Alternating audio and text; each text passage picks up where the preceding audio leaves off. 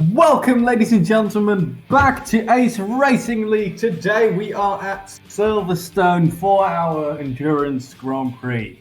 You're going to hear me for 4 hours long. How beautiful. As well, I have another commentator along with me. Why don't you introduce yourself? Yeah, it's Stijn Prins from the far Netherlands, somewhere in Europe. I will be joining Simon today for the commentary, 4 hours straight. You might remember... Oh, excuse me, I'm so sorry. No, I was kind of done. You can continue. You might remember Stijn from 2019, it was for being the runner-up for Ace Racing League champion in the Formula 3 group tier. Why don't you tell us a bit more about that season, because it was an absolutely cool season. It was really cool. Oh yeah, it was nerve-wracking. I mean, of course, my rival Vladislav Mochilenko beat me. Great guy, great driver, but I mean, it was an exciting season, but still kind of got it that I didn't win the season. I mean, I really wanted to win those gloves, but I mean, yeah, Vladislav is just, he's inhuman, he's an alien, he's way too fast. No one can keep up with him, so can't really feel bad about it. And just like that, there's a car just disappeared on our screens. He's just like an alien, as you said. Yeah, wow, okay. Wait. By the way, we will have another commentator joining us for today, but he'll jump in a bit later. It's Mika Hakimi. He's driving in a Formula 3 championship right now on Assetto Corsa. And he'll be joining us today as well. We can see the cars getting ready on the grid for the start.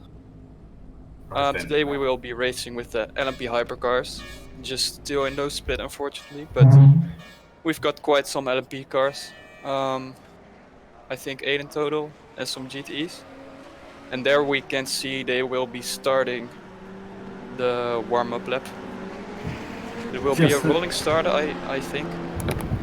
I have no idea. We do rolling starts at Le Mans, but you know, this Ace Racing League will do our own thing. I'd like you to advise all to go to ARL endurance.com, see our live telemetry, so you can follow up live time with our times. It can all be found in our Discord, of course. And in our Discord as well. Yes. Well, we could see that Santu Engqvist had a really good ball lap. It was a 45.9. Just to give you an idea, that's what they drive at the very best drive those times. So it's really great to have it early. The gaps weren't too big. In GT we had a really close, not too much time between Linus Lundvall and Nikolai Gerasimo. Only 0.02 seconds separating them. So I think we can see some great battles today. Jesus Christ, that BMW GTE is ginormous. It's thick. As you could say. That ass, man. Right. Right, who's on pole? I can't see down. It's Lucas Lichten as it appears on the screen. Followed behind him is Ricky Jimenez. Is that Spanish? Jimenez. Lovely. Yes, right behind him is Santi Engqvist and Patrick. Jesus Christ, I'm going to have a lovely time with these names.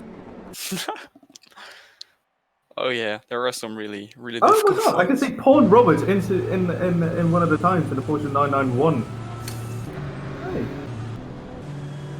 Yeah, Paul will be participating today as well. He's one of the admins of the league. He dropped back for some reason during the warm-up lap. I think Probably he will have to do some chores. It's really nice to see a full grid like this with 21 cars. Absolutely lovely. We can see the cars getting through Mackets and Beckets really slowly here, warming up their tires. Get ready for the start. Just trying to warm up the brakes and tires as usual. Yes. Now I'm not sure if it's gonna be a standing start or a rolling start, but if it's a rolling start it will be a single file lineup, so the cars will not start alongside each other but behind each other, like you can see right now. We can see quite some weaving there. Quite some weaving. It would be very funny if somebody just crashed into the other. No jinxing. Oh yeah, no. Rather No not, you jinxing, can see no the yellow jinxing. card just throwing a Kimi Räikkönen there. Yeah. Tires just going straight on. I think Oh, that's you're really right. high It pressure does, there. does the same thing as Jensen Button, like press throttle and brake slightly so that the brakes heat up the tires. Yeah, exactly. The lifting and braking. Mm. It helps as well. He did that very obviously in Abu Dhabi, was it, in 2017? Yeah, I do prefer the weaving myself. It's just easier to warm up the tires, I guess. And I think... Oh, they are. The car almost hit the back of the... And as we can see, I think it's green flag. We are off at the 2020 Silverstone Endurance Race Championship right now. That was a horrible start for myself to start the commentating. As you can see, the tier 2 cars right behind them and off on the path. Green flag for GT, as we have just heard. See that Porsche just going very wide on the outside, and oh, there's a bit of contact over there. I think they just hit a pole. Off to you, Stijn. And we can see Palm Robert trying to go around the outside of Teun Lawyer, but Teun Lawyer himself just overtook Kevin Ritter. It's really close driving now at the start, and we can see Gray going alongside Baramias. Difficult names. And he gets it done, the move around the outside. Great move. You can see the cars now going into Stoke. Really difficult corner. You can easily extend the track around the outside, which won't gain you any time because there is some green stuff, slippery stuff on the outside of the exit, which slows you down a bit. Here a really difficult corner section. Here's some onboard footage of no idea who this is. Here we can see him on the back. It's Pascal Eggert, the German. Pascal Eggert, right behind him in the slipstream. Is he going to probably get closer to the rival in front of the car, number 45? Is he going to get closer? He makes it through, it seems. Or is that someone else? That's someone else. I am a total twat for that. Excuse me so much. And it's the Kimi Räikkönen. It's the yellow Kimi Räikkönen. Yeah, it's the yellow Kimi Räikkönen. Just. He wasn't driving for Renault, but for Lotus, which was Renault for some reason as well. It's RF. I mean, right up Pascal Eggert's gearbox. Going a bit wide there, Pascal, but. I can see from our live timings the drivers have improved their times bit by bit. Here we can see the Porsche of Roberts trying to go on the outside of the rival behind him, and now he's making a move for the driver in front. He's right in a slipstream. Is he going to get any closer on the main straight? Ooh, almost contact between the LMP cars over there. A bit on the straight. Is he going to go for it? Is he going to go for the inside? Oh, they push each other so wide. We saw Amin trying to get a move done on Pascal Eggert, and he's round the outside right now due to Luffield. And he's still defending. Holding on to the position. No, we switched again. We can see Amin having overtaken Pascal Eggert. And we're now on board with Slovinak and back to Pascal Eggert. Back to Pascal Eggert with the driver in front of him. Oh, they make a bit of jumps over there, over the curbs. He's right in the slipstream. There's a bit of a chicane into Mackett and back as we go. Into the right-hander. Who's going to get the best grip? Who's going to get the better line into this? Ooh, seems like the better exit was for Amin. He took quite a wider line. Pascal took a bit too much curb on the entry of the second turn. Back onto the hanger straight. Is he going to get onto it? He's into the slipstream. Is he going to get close enough and going to outbrake the rival in front? Back to the GTE cars. That's Palm Robert. He has overtaken. Teun Lure. Palm Robert has overtaken Teun Lure. We can see a beautiful battle here into the back markers. But who's going to be in triumphant into the markers and back? Who is switching this? Is the game doing it itself? Yes, it is. Oh my god, this is going to be terrible. Yeah, but this is where we can see the closest battle at that moment. It's kind of confusing for the commentators maybe. But as we can see here, it's a Merchant going down the inside of the Lawyer. We just lost 2 positions. And he takes a bit too much curb, but he gets the position done. Teun Lawyer losing 2 positions in 1 lap. 1 to Palm Robert, 1 to Daniel Merchant. Seems like he's having some trouble at the moment keeping the car on the circuit, but still hang on in there. in P21 at the moment. And there again, Pascal Eggert and RF Amin going side by side. I think it was Pascal Eggert going again for a move. No, never mind. They're teammates, but it's Benjamin. Benjamin was hanging around the outside of It's Mika. Benjamin indeed, yes. So that will Benjamin. let me. I think it's So Polish. it was Amin overtaking Benjamin around the outside. So he's making a charge up through the field into P4 in the LMP2 settings right now. We can see when it comes to fastest laps, Santo Engqvist with a 45.5. He's lapping the same times as the LMP hypercars right now. Which is at the moment the class with the least competition. 2.3 seconds separating the two LMP hypercars. And back to this beautiful battle between the two cars of the GTE class. They're going to go through the right-hander. Who's going to get the better grip of this? This is literally down to the cars themselves and the drivers as well. Who's going to get a better exit? Who's going to get a better setup? Who's going to get the better concentration into this battle? We can see the Aston Martin throwing itself through the corners, but the Porsche, being rear engine, has more grip on the backside. I think it's so important. We can see Pascal Eggert right here in the LMP car, very hard onto the power as he goes through the left-hander, into the slipstream of the car in front of Benjamin. Here we are back to the GTE cars, very close indeed, and it's Paul and Robert right there in the back. Power onto itself. He is in the slipstream of the Aston Martin. He still hasn't made a move on it yet. Back to the LMP car, and he's through. That some is defending from Andreas. Lachlan Andrews on Luca Gray. Going through left field corner there. We're switching back again. We're switching back. Let me check. It's difficult to see sometimes. Slovenak. Here we have Paul and Robert trying to do a move on the Aston Martin. Oh, what a beautiful exit on the Wellington Straight. Is he gonna go? Is he gonna go for the inside? Is he gonna go for the outside? He's on the curbs. That's not where you want to brake, Paul. Small lockup. A small lockup, spit of smoke coming from the tires. Here we have Pascal Eggert in a battle with Benjamin right in front of him. He's still there, but he's so close to him. Is he gonna? Who's gonna get the faster lap of the two? We're gonna see it in our lifetime, so I'm gonna give it to you. It's neither. They're both slower because they're racing, but we can see in very interesting lines that Pascal Eggert is taking. He's trying to stay unnormalized and abnormal to confuse Benjamin probably. Here we have some outside footage onto the power. He goes very hard onto the power. Both they are on the straight, probably going to go for a move right now. He's in his slipstream. He's probably going to go for it, but we see some hesitation, and who's going to do a lockup? Both are braking very late indeed. Ooh, almost contact from the backside and very hard into the right hand. Is it going to go through the inside? Pascal Eggert. Oh, they almost touched. I think they actually did touch as we saw the car of Benjamin move slightly to the left.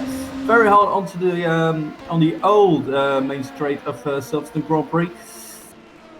Hard on the right-hander. Both are literally leaning on their tires into the most difficult section of one of the best circuits on the planet. It's the Maggots and Beckett's complex. Into the left-hander he goes. Who's going to get the better line in this? Seems like he lost the rear end. Now the better exit is gonna be for Pascal Eggert, and I think we see some touching between them. The better exit is for Pascal Eggert, although Benjamin is still hungry. How is he doing that? How is he doing that? He lost it, but he did make contact. That's very unprofessional racing right there. Probably gonna see penalty show up when our race director comes back, Cemal. And a bit of oversteer from Pascal Eggert.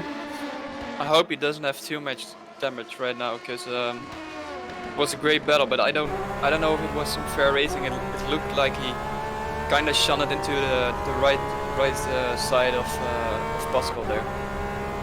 Indeed. But there's still just 3 tenths separating them. And again, we're back on board with Paul Robert trying to make a move on Kevin Ritter here, going into... And we're back again. We're back again with Paul Eggert. You're going to see a real overtake right now into Slipstream. He's hesitating. He's going to go for the move.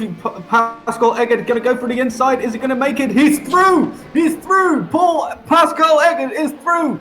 But his rival, Reis Benjamin, is right behind him and really fighting for the position right there. And he is into his slipstream, but who's going to get the better offer right now? Is it going to be like a Sebastian Vettel, get in front and just wave goodbye to the competition, or is it going to be a... And it's Benjamin going off the track there. Just those positions. My computer is freezing. We are back at it again into the Maccas and Beggars complex. Now we're going to see who has the better exit, who's got the better concentration into the complex. Is it going to be Benjamin? And we're back to... It's going to be Paul Robert. Still. Yeah, still up the gearbox of Kevin the Ritter. They're having... Oh, okay. It's the LMP hypercar already lapping the GTE cars right now. Quite some time difference there, but we're back onto... We're on board with RF, I mean, yes. I think so. Yeah, the guy is charging through the field. I think he came back from the E7 maybe. Yeah, it's right and spins! It keeps it on track, luckily. How do you do that? Even my heart stopped for a second there. That's battling with Ricardo Otero. I mean, man, you've got 3 hours and 50 minutes to overtake the guy. Take it easy. This isn't Spare my heart, please. This isn't Formula racing. This is endurance racing. You have to predict when to overtake because there's a lot of time and a lot of pit stops to do in this race.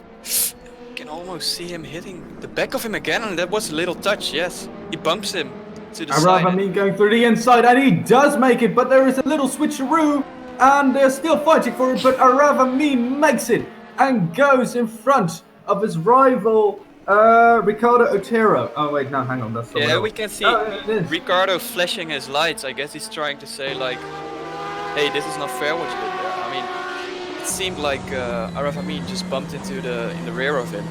As we see here right now into the GTE cars, a bit of bumping and touching between them.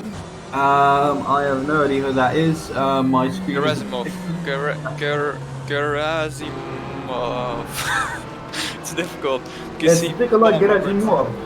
And that's Liam. better, yeah. Is that Liam Ross? And I think we just gained another commentator. It's Mika Hakimi, I guess, right? Yep. Hello. Yeah, but Mika. I think my connection's a bit laggy right now. Let me fix that for a bit. Yeah, okay. No. Well, we noticed when you connected to our connection went down as well. Oh yeah. The screen is kind of laggy at the moment for us. Kind of hard to tell, but back to the LMP cars. Yeah. Difficult to spot the names right now, but let me check who this is. It's difficult to spot, that's what I can tell. Slovenak again. Back to Slovenak, who's right behind his rival in front. Rafa and Monge both put on the fastest lap of the race, their personal best laps of the race.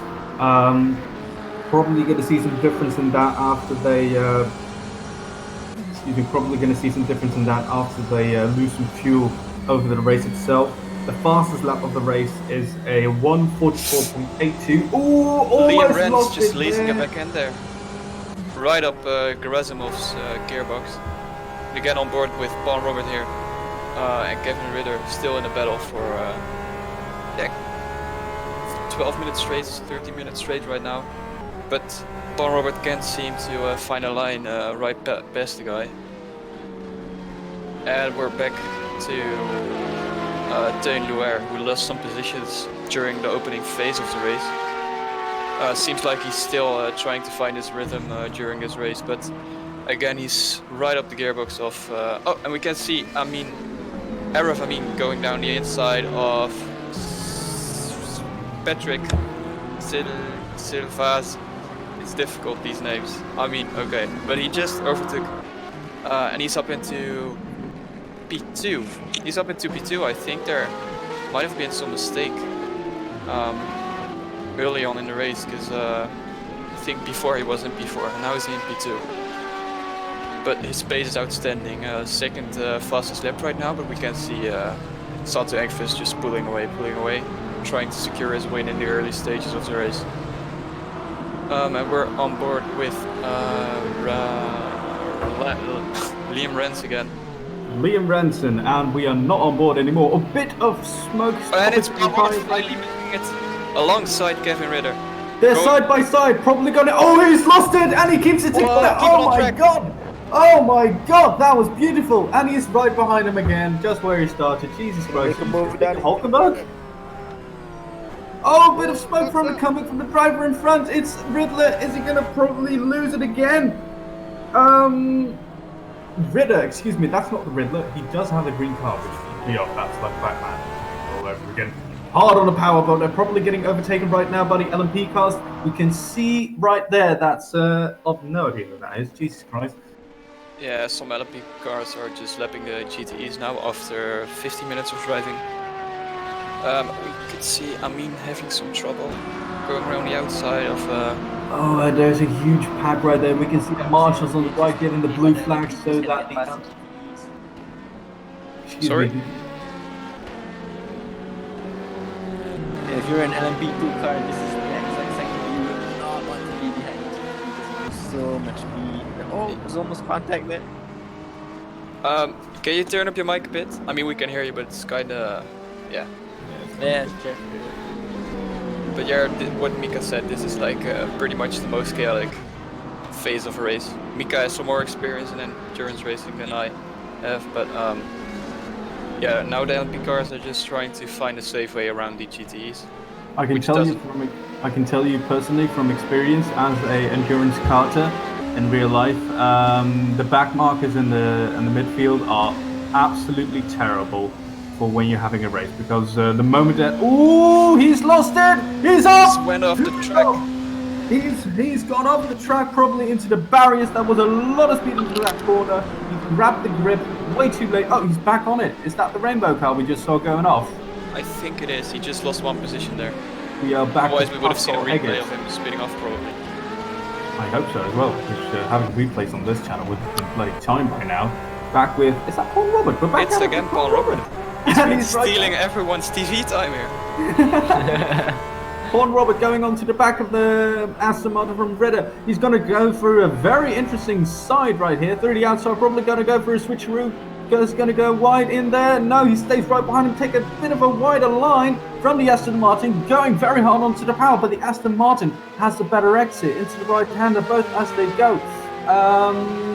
Probably going to steal some slipstream. Just take another approach of it, just shaving off time. Back to the LMP cars here. A very hard battle between the Baggett and Beckett's complex. Who's going to get a better line here? Is it going to be the one in front or the one behind? It's Bosco Eggert again. It's Eggert. Oh, really?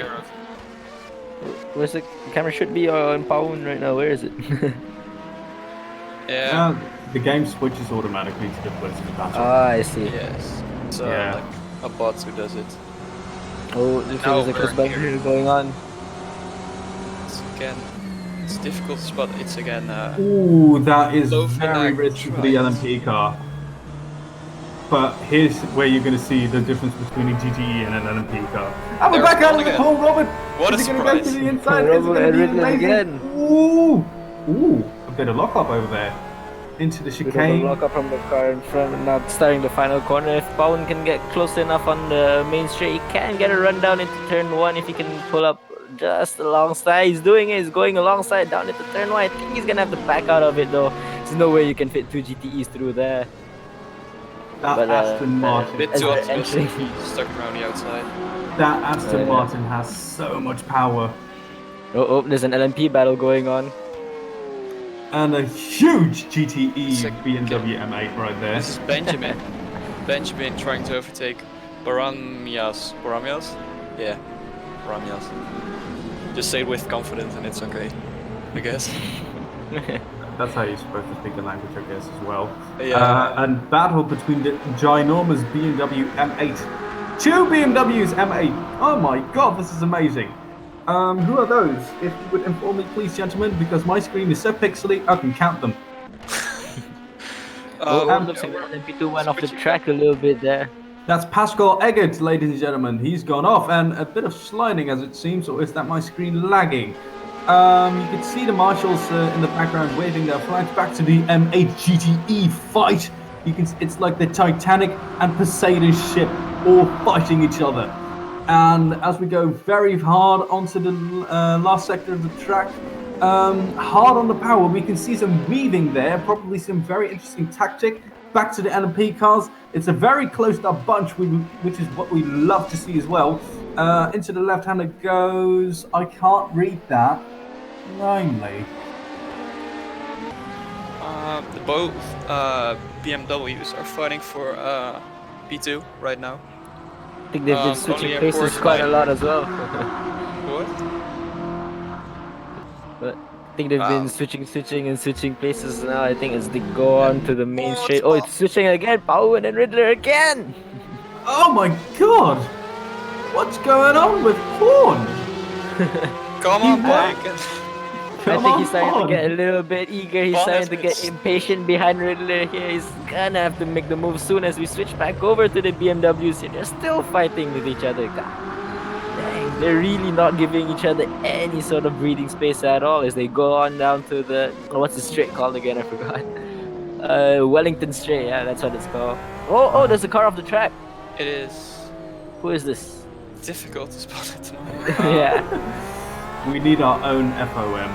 It could be one of the BMWs. They're wheel to wheel here. Yeah, it's the BMW. It's the BMW. Back to the BMW. As they exit, they go on to Woodcut now, down to the straight leading up to Cops. I don't think the car behind is gonna be able to get that much closer. So I think he's gonna have to deal with staying behind the rather big identical BMW M8 going through the Maggots and Beckett's complex here.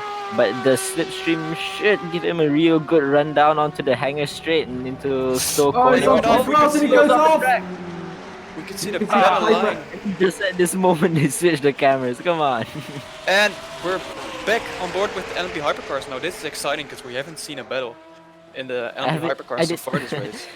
I came in late, I didn't even know the hypercars were on track, but wow, this is interesting to watch. Yeah, it's fun, and we're... Have you guys ever seen on board again with Benjamin, trying to overtake Baramias. He's right up his gearbox again, now going into... a bit of a locker from Benjamin right there as his brakes are glowing very much. Back to an RSR and an Aston Martin. Seems like the RSR has a better go on it. Is he going to go for the right-hander? Is he going to go wide? And he's slowing down. Is that a car into the pits? It's Merchant. Kevin Ritter, he went off. Kevin He's Ritter. off. Oh, and it's hypercar spinning at the back. So much carnage. Oh no, it's Jimenez. He spun at Stowe corner. That's definitely what you would not want to do, especially when there's only 2 hypercars running already. Last in your class, it's not what you want to do. But it's a long race. There's still a lot they can do. But that means, we can see Kevin Ritter down in P21 last right now. So yeah, he's something last. has happened in his battle with Paul Robert. Maybe he got under too much pressure, went off himself, or maybe there was some contact. But it's for now, we don't really know what happened. But Paul is up. As we've seen from the hypercars, it is it is possible for you to spin out. So it's something for these drivers to look out for, definitely. Yeah, they. I think they need to keep in mind that it's a marathon and it really is a sprint race. Is this called Robert again? Robert, a lawyer, if I'm not mistaken. I hope I pronounce his name right here as they go through. I forgot what this corner is called. But now as they exit, they're gonna head down to Cop's corner now. I don't think they're close enough for a slipstream or whatsoever, but these hypercars, looks like they've closed the gap now. I thought, Jimenez is now out in front. He spun just now, but now he's back in the lead of the race. Has made a mistake as well, I think. Yeah, I think he has. He switched positions. You're right. They must have switched positions somehow, because we saw Jimenez spin off at Stowe corner on the previous lap, and now he's in the lead. There's more cars spinning off the track now. Yeah, we can see the LP hypercars trying to overtake some GTE but cars who now- are getting blue flags. Oh, they're back together already. Licton is starting to. He's got a really good slipstream down onto the hanger straight, heading into slow corners. He can't go on the outside. Powen is right there to block him from that. But now as they head into Vale, going into the final few chicanes of the lap, I don't think he's close enough to launch an attack though. So he's gonna have to bide his time. Gonna have to get much closer if he wants to put some pressure onto Jimenez now. Yeah, I don't think Jimenez will be able to pull away, because looking at the fastest times, we can see Lucas Lichten's time is 7/10 faster than Jimenez's time. You can see the So, yeah. hypercars going a bit wide. Spit of flame from the exhaust. Ooh, a bit of a lockup is going to create a problem for the GE cars on board with him right now. You can see how close they are, just right into his gearbox and engine. Car. And we are on the bloody hell, what's that straight called? But is he going to give him a little It's called bit the of Wellington Straight. the Wellington Wait. Straight? And who's going to give a lockup? Who's going to choke right there? Nobody, as it seems, as these cars are absolutely brilliant pieces of engineering. They I'll give you a bit head of a fact. into Woodcut now. I think he is close enough to get the slipstream though, because it's not that long of a straight, but it should give him a little bit of a help into the Maggots and Beckett's complex there. But anyways, you were saying, Simon? What I was trying to say was, this isn't like Formula One. This is endurance racing. The key element right here is consistency. You just have to be consistent. Oh, there's a There are car two on. cars off. I think two it was cars a off. GTE car and a GTE car. I think the LP tried to lap the GTE, but they both went off. That is not what you want. That is a bit of that. That's the BMW GTE and an LMP is exactly as you just said. This is not good news. Probably a lot of damage for both cars. Yeah, I can imagine that as well. But it does look like Lichten is a lot closer to Jimenez on this lap, doesn't it? Yeah, he seems to be closing in, at least staying on his tail for quite some laps now. I think it's a matter of time until we see an overtake on Lichten's side. I mean, I think there will be quite some pressure on Jimenez right now. And he needs to be able to handle the pressure to keep him behind. But we can already see a kind of Jimenez missed his braking point there. And He's allowed really starting to apply the pressure onto Jimenez now as they head on down to the Wellington Straight. The slipstream should really help Lichten here. It's going to be a treat for him here as they head down into Brooklyn's braking hard. There's a GTE in front that they're going to have to negotiate, so who can get past the GTE first would have the best line through most of the corners here. So, but I don't think they're gonna catch a GTE as quickly as they would like. So they might have to stick behind. Oh, they've got past him, and at the same time as they're lapping, they're gonna try and get past. But I don't think they can get past him as here, right? He's gonna have to hold on for a few more corners. Yeah, he's really hung on in there. I mean, we could see quite a wider line from Lichten getting a better exit into this corner combination of the Max and Beckett section. And now the exit here is going to be really important to get some good speed going on to the Hanger Straight to maybe pull off an overtake round the inside. And again, we can see Paul Robert in the front. He's always on the screen Paul Robert today. is everywhere on stream. But it doesn't look like the slipstream is helping Lichten as much as he would like. But I think Jimenez might be able to get past Paun, yeah. But He's really putting on Bit some of a lockup from pressure. the rear tire. This is a mind game Lucas Lichten is playing right now with Jimenez. Just Oh, and they get They might make contact between the two. Close. He's right into his slipstream. He's probably going to get the advantage through the inside, but no, he's going to stay left. consistent. And into Maggots and Beckett's, probably going to give us a gap between the two as well. Ooh, spit of smoke coming from the rear tires of the car in front. Hard into the left-hander as well. That's not Maggots and Beckett's, is it? it's they're now going onto the Wellington Straight. Wellington Straight again. Exactly. The amount of pressure that Jimenez is feeling right now, because every single lap Lichten is making an attack onto him, has to defend almost every single corner. Yeah. Now going into left field, it kind of looks obvious that the dirty air is definitely not helping Lucas Lichten at all. You can see a lot of the corners he's understeering. almost all over the place. So I don't think he's liking the elements too much. No, it's not a perfect situation he's in right now, but And the thing is, as well, between those drivers, they probably don't have a strategist telling them back off. You can get him later, like with an undercut or any strategy. They're all doing this by their mind, Yeah. and I think their adrenaline is just getting them right now, just to keep on fighting for the race itself. It's great to look at, but it's probably going to give one of them a very bad advantage into the racing itself. Who's There's going a to battle get going on with the LMP2 cars here, though, down into the Wellington Straight, as another LMP2 is lapping another GTE. This is Pascal Eggert, if I'm not mistaken, trying to get close to Slovinac for 7th place. back to the Hyper GTEs, was it? I forgot the name. Hypercars, yeah, LB Hypercars. Hypercars. Cool. Into the old sector of the main straight, pit straight, excuse me, into the right-hander as they go, into the left-hander as well. Oh my god, the life timing is off by a margin. Now they're here going into.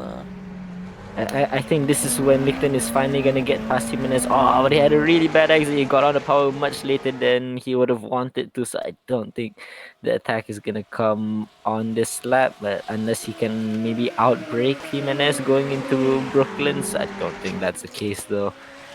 Yeah, Jimenez is handling the pressure well though. I mean, Lucas Lichten is a fast driver and Pascal Eggert, almost lost it at Cops there going into Vale. He's still behind Slovinac. That's definitely not where he would want to be. I'd like to interrupt and just to say that if in about 10 seconds we'll be half an hour into this endurance race. 5, 4, 3, no. 2, Little 1. countdown. Yay! A little bit of a half slide hour. from Lichten there. He was really tossing his car around these corners, try and get close to Jimenez. He really wants to take the lead of the race right now, but I don't think he's a bit too far back, despite being on just the 4 straight. tenths behind. He's not gaining that much time on the straights. It's Looks like Jimenez has a lower downforce setup, because he's in a clear air, rocket but yeah, ship he's on still straight. yeah. Maybe there's some kind of oil that he's burning that we don't know of. Illegal engine maybe. We never know. But again, Oi! so close onto the start-finish straight every single time. But this is an overtaking spot right here. I mean, you shouldn't even try. It's just too dangerous. We've seen cars going off here trying to overtake. He just needs to save it for either the Hanger Straight or the Wellington Straight. There aren't that much overtaking opportunities besides those two. And again, the run isn't good enough to overtake him. I think he just needs to stay calm and maybe try to get him later on in the race, because Jimenez is really keeping on to his position right now. Really great driving on his side. Lichten once past Jimenez, Lichten might have to rely more on the strategy, because after a few laps of battling, it doesn't look like he can get past Jimenez on the track unless he can mount a good enough pressure to put Jimenez off of his feet. Yeah, exactly. I think the best thing you can try is just try to force him into a mistake. But yeah, you need a really good run onto a straight. I mean, there is no DRS, so you really need to do it with a slipstream, and it's just really difficult to get past someone just with a slipstream, especially in these cars. I think it's easier when you're driving in an LMP2. And again, one thing that they can hope for is probably for the GTEs to kind of interrupt them a little bit. If the GTEs can slow down Jimenez a little bit, that might play into the hands of Lichten as they lap on Robert again. How many times is he going to appear on the screen? I think there are more 911s than we realize with the delivery. I don't know, but yeah, I mean, it's just sometimes you just need to try and take advantage of maybe LMP cars or GT cars being in the way. I think right now they're kind of driving the same pace. I don't really sense that Lucas Lichten is any faster than him right now. Otherwise, he would have been able to close up a lot more. I think they're kind of driving the same pace, which is promising for the rest of the race, because it's going to be a really exciting battle for the upcoming 3.5 hours. But yeah, they're just in a train right now. Not many opportunities yet. Just need to wait. I guess it's a waiting game, endurance most of the time. Isn't that true? Well, it depends on how long Licton can hold his mind together, because I don't think staying behind Jimenez for, well, let's say an hour is what he would rather be doing in an endurance race. I'm sure he would want to get past, but at the same time, if there's no opportunity to get past, then you might as well keep your pace. Yeah. One thing is, of course, now at the moment Jimenez is in the position where he can kind of save up his tire as well. I think Lucas is really pushing, but maybe he should like let it go a bit, save his tires. Because I think in around, I think a stint is around 45 minutes. So the first pit stops will appear in about 10 minutes. So he's still got some time, but Ooh, a very, very huge puff of smoke from the car behind. Jesus Christ, it's happening in my head. I think it's Jimenez and Licton. And as I would assume, we haven't probably talked about that, but they have switched positions. Have they? Or am I just stupid? No, they're still in the same order as they were before. Good God. What lap do you guys reckon that these guys in the hypercars will be pitting? Because I don't really know. I assume, like time-wise, I think it would be the same as the LMP2s. Oh, really? So, or maybe a bit earlier. I mean, you'd say a bit earlier because they drive more laps during those 40 minutes. I don't think they will be able to extend their stint much longer. Well, I think.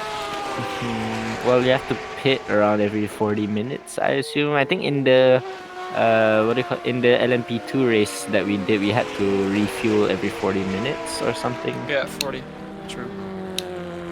I don't know. So it looks like they've gone. Well, they're almost 40 minutes into the race. So if they can go 40 minutes, then they might have to pit soon. So it's interesting to see who's gonna box for tires, box for fuel sooner. Yeah, it's I think it's not gonna be that long until we can see the first pit stops. I think the GTEs have longer stints, right? Compared to the MP. Yeah, I think so as well. Yeah, I think they've got a bigger fuel tank. But at least I think we're gonna see the first driver swaps and probably pit stops around 4 minutes. 4 minutes time. Yep. Especially from the LMP2s. Yeah. 40 minutes into the race is probably when the first pit stop will happen, unless well, most teams will probably go with a strategy, like they'll do a driver swap every hour, so chances are maybe you'll see driver swaps about an hour into the race. Yeah, well, we can see if we go on to Jimenez. Sector 1 and Sector 2 was... Sector 1 is still good, but he's losing 2 seconds in Sector 1 compared to his fastest time. They're driving 46.8 now. So they're pretty much losing quite some time in the last sector, which is of course where Max and Beck is in. Let's see, or am I wrong? No, Max and Beck is Sector 2. So I think their tires are still quite good, but maybe they've got a longer stint as well.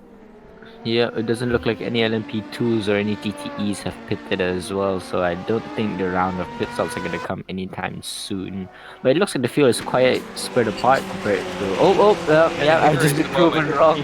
I have been waiting for, because we can see Jimenez has been hauled up a bit, and we can see Jimenez going defensive. Lucas Lichting trying to hang it around the outside, and he is going side by side. Is he going to go for it? He's going to go through. He's done it. He's through. That's an amazing move around the outside of Assetto Corsa.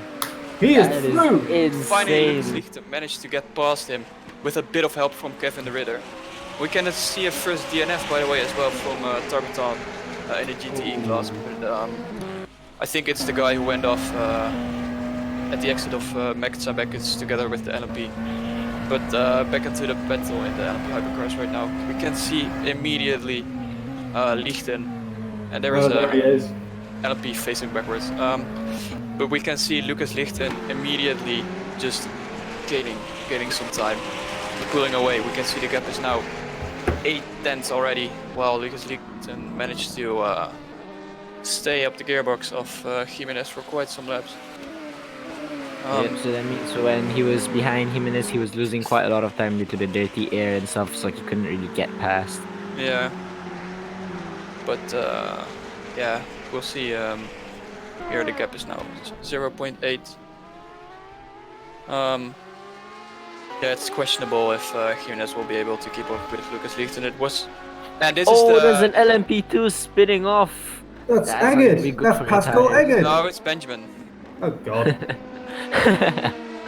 And here we can see Lichten has managed to get Jimenez out of the 1 second behind him. I think it's due to the fact that he was defending all that time and his tyres had just shattered by this time. He's just had the advantage in this. And after looking at those hypercars for a long time, you can see how much faster those LMP cars are through those corners. It's like seeing a bloody Formula 1 car going through there. Look at the speed difference between a GTE and an LMP1. He's already like a second ahead in just one corner. Back with the battle with the hypercars, it seems, as the bot recommends. We see between the two. We see them going through the same complex as well, but God, look at the gap between the two. That is absolutely brilliant to see.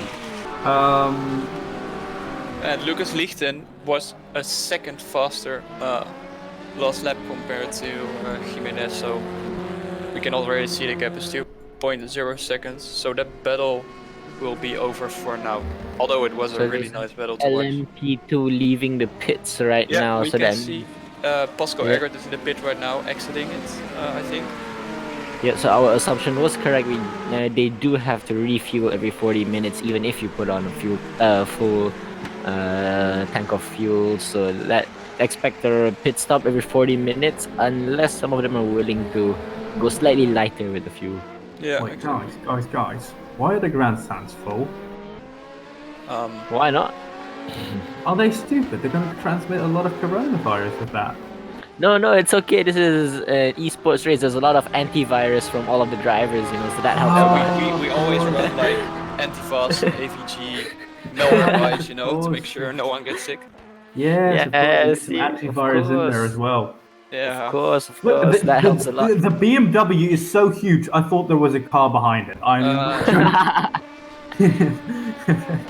Right. Don't be surprised if 911 suddenly comes up behind there without expecting, or even an LMP. That's what I thought. We can see 3 LMP cars quite close. Hiding behind an M8. We can see a train forming up from Pascal Silvasi, Leclerc Andrews, and Luca Gray, but Luca and Leclerc were both left behind.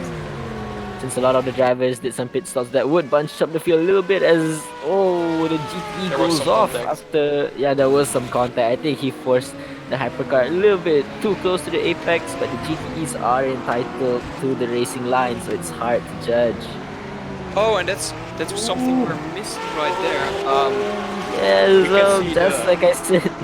The BMW, whoops. The BMW, and we can see the Porsche 911 in front. That's the number 1 currently, Linus Lundvall in the GTE class. And we can see DM Rens only 1.2 seconds behind him, so he's catching up. Yeah, definitely. So for the LMP2 class right now, Santo Enqvist is leading. I think he's quite comfortably ahead of Arav Amin. Yeah, quite some margin. He's 6 seconds ahead of Araf Amin, but Araf has been driving faster laps, 1 second faster per lap. No, that's not true. 4 tenths faster per lap than Santu, so he is catching up. Araf Amin came from the back of the field, but he's really charging through. I mean, he did not do his qualifying. What? Yeah, probably. That seems like it. Yeah, probably he had some problems in qualifying that he couldn't really solved, but it looks like there's an LMP coming up to 2 GTEs here. Yeah, I and what we can't can really see tell here who right those now. are. Oh, oops. That was the GTE battle for P1. Oh, really? Yes. Oh yeah, Linus Lundvall is leading the GTE class right now, ahead of Liam Rantz and Nikolai Grasmik. I think I can't see the names. Yeah, it's difficult to spot sometimes. But here we can see the car of Patrick Silvasi overtaking Linus Lundvall in the LMP2 car. And now going around the outside of... sorry, that was Liam Rentz. Now going around the outside of Lundvall as well. The number 5 car of Silvasi. And right now, Linus Lundvall and Liam Rentz are within 1 second of each other. So we're going to see a great battle in the GTE lead of the race right here. Of course, I think for GTEs it's always a bit difficult that there are faster cars on track who are constantly overtaking them, which kind of interrupts their battle sometimes. Here we can see the car of Lachlan Andrews passing both GTE cars as well.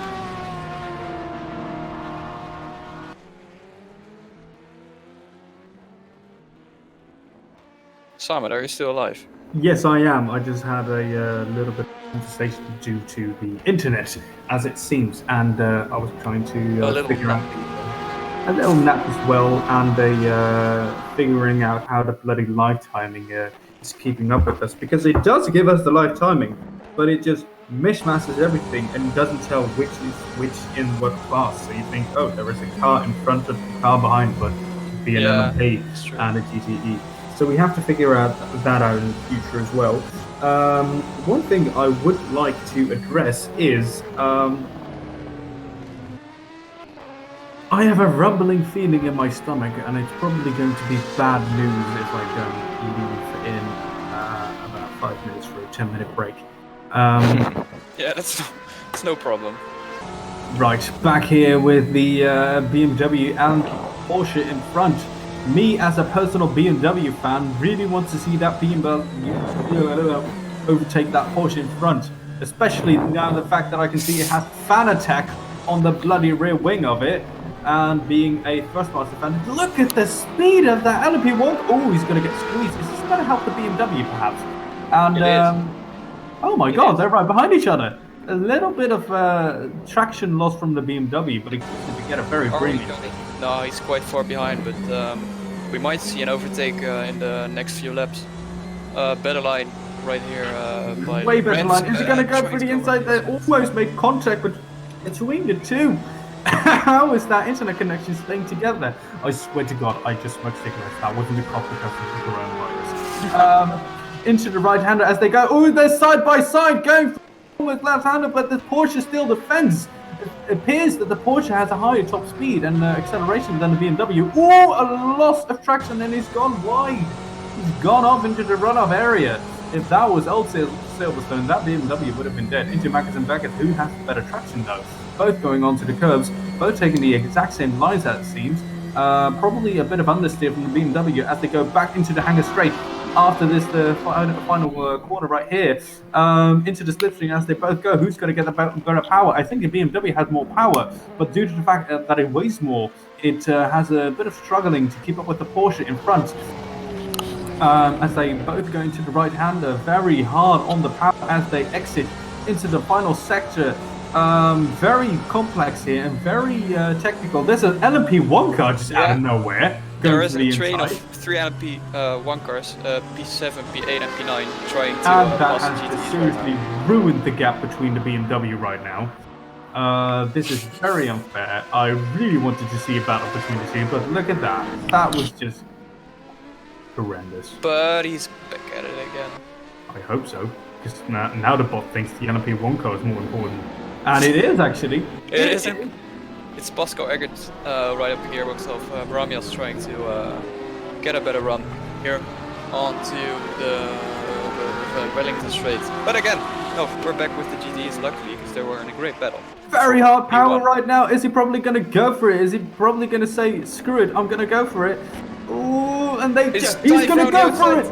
It's, is he going to make it? A lot of popping smoke right there. They're side by side. I can't even, Porsche coming in front. Who's going to get the exit right here? Is this going to be a switcheroo like a Formula 1? Is he going to go for the inside right now? He's in his gearbox and into his powertrain. Very hard on the power. Come on, push. Push, you can do this. I'm seriously cheering on for this battle because I can't keep it together.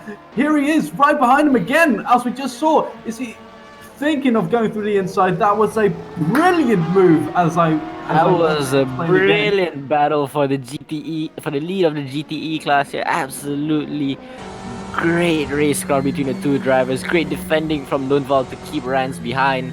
It was so amazing. It's very easy for you to defend and make contact with the person, but that's not what Lundvall did. He had a lot of skill, but it looks like Rance is getting a really good exit out of Beckett and Chapel.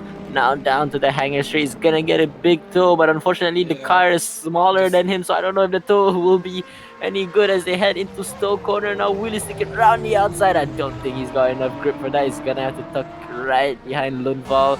Try and very good defensive moves indeed from Lundvall here. He maintains his superiority ahead of Liam Rance going into the final few corners, so I don't think Liam Rance can find a way past Lundvall anytime soon, as there's another battle between the LMP2. Pascal Egger is getting much closer to Barañas for 7th place now, isn't he? Yes, indeed he is, and back onto the live viewing of the two, you can see a train of LMP cars right there. It's a three-horse race. No, excuse me, it looks like that. But he's going to go for a wider line there. Probably lost the traction through there, going onto the AstroTurf on the inside. You can seriously see that car pushing through the traction of itself, because my car would have just gone into the grandstand and killed everyone. Due to the fact it's also a bloody Citroen Zara Picasso. But Jesus Christ, these guys have absolute mental capacity, mental amounts of concentration if they want to go at speeds like that and still keeping it together into the Beckett complex. It seems like the car behind is Agate. It is Agate. Has the better line because it seems like he's shaved up some time between the two. He's into the slipstream right now. We can see the battle that we've just been viewing between the Porsche and the BMW.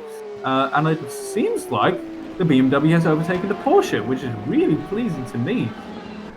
No, Liam is still behind. Liam is still behind. Bloody camera work. Very close indeed again. Come on. This is very difficult now because there's a battle for the lead of the GTE class, but there's an LMP2 trying to get past both of them. Oh my god. The needle goes in between the two of them. That's crazy. That is really daring. The camera switches again. Yeah, it's Pascal Egger. Pascal Egger. It's Agate. Yep, he's a lot closer to. He's a lot closer to 5th place in his class, so he's really aiming for that top 5 finish. The camera switches again to the battle for the lead of the GTE class. This is an insane amount of action going on at Silverstone today, and it looks like Liam Rance is much closer to Lundvall, but of course there's only one braking zone, and that's at turn 3. So is he gonna dive into Liam Rance? Dive into Lundvall? It's so close. Liam Rance has to think about the move. Lundvall thinks about the defense going into turn 3. There's only 1/10 of a second between the two, and I think it's a lot less. The computer says it's only a 10th, but you could be right as well, because here we go into the Wellington Straight. Come on, is he going to go for the move again? I can see the Porsche thinking about it. Yeah, he's probably going to do it again, and he's going into the corner. He's going to go side by side. Oh, he outbrakes himself, and it's gone all wrong, and all the work he's done for it is gone. Back to the LMP cars. Back to Pascal.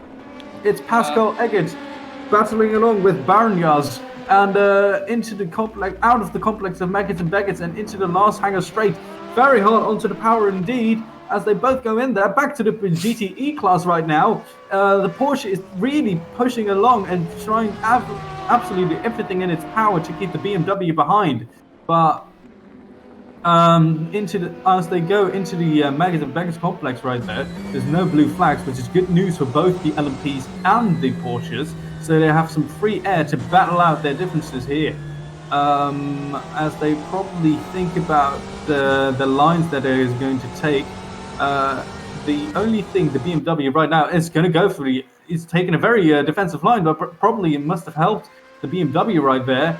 And it appears not, because this straight is so short. It might appear long in your eyes, but this straight is just fine, dead. It's over so quickly as they both almost lose traction right there into the previous old pit straight. Into the right. Oh no, wait, no, that's the main straight. Yeah, it is. Very hard. They could be reaching the end of their stints actually, so that might explain for the loss of grip as LMP gets past both of them.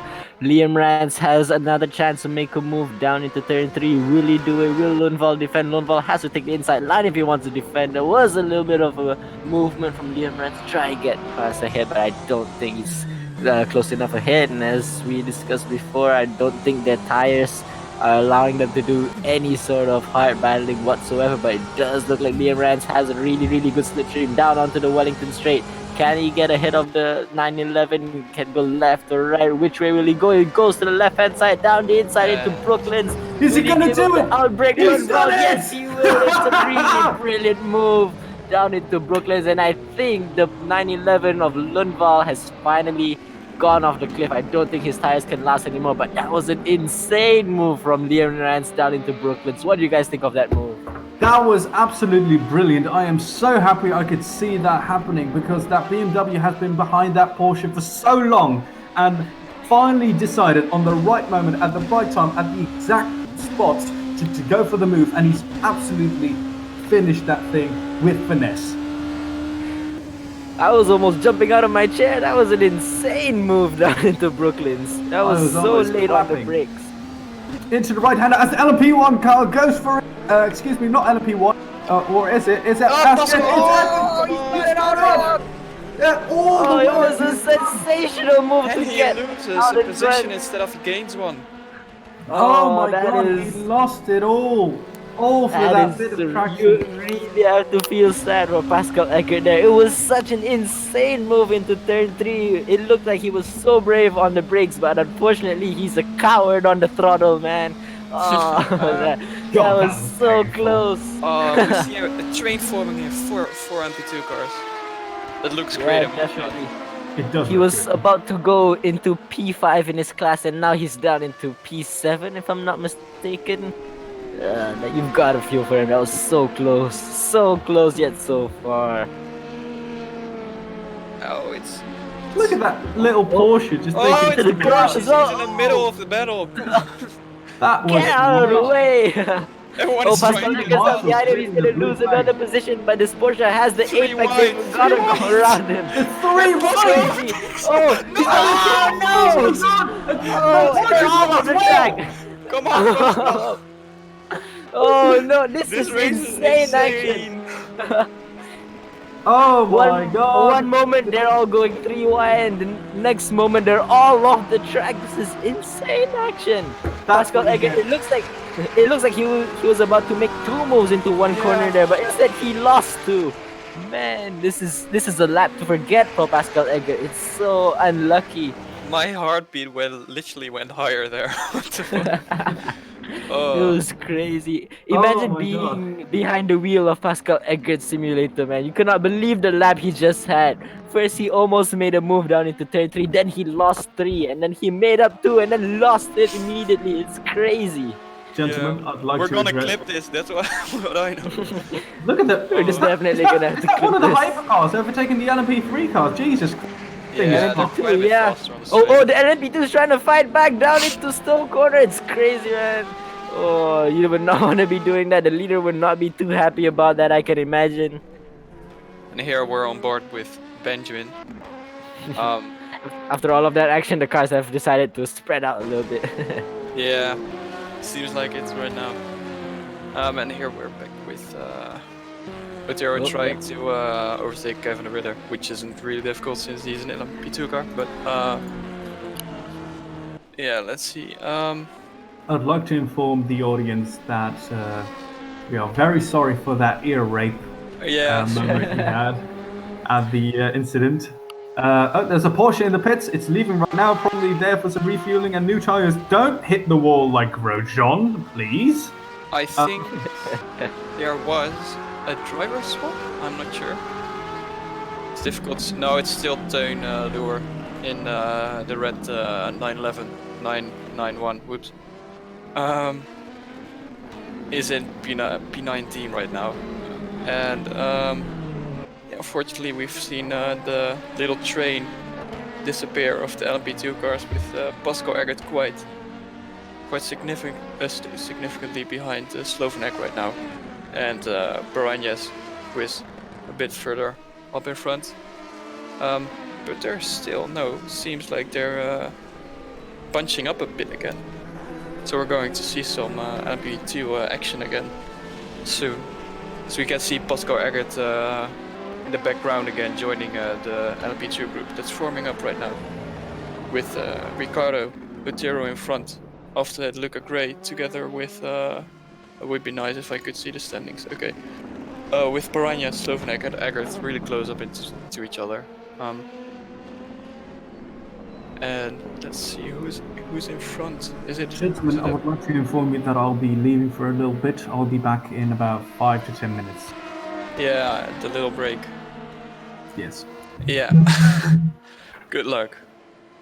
So I just reviewed the incident that Pascal Eggert had at Maggots and Beckett's, and I think the car that hit him is at fault there, because he was quite significantly ahead and the car just tipped him off. So I think the stewards are gonna have to take a look into that, because Eggert was quite close and he just got spun off like that. If I'm not mistaken, it was Eureka Slovenek, so the stewards definitely need to take a look at that.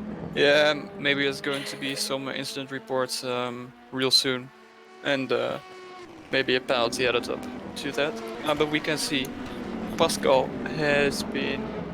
We can see the red car in the middle. Luca Gray is a back marker. So he's getting really close. Come on, Pascal, you can do it. Let's not try and spin this time. The camera switches again.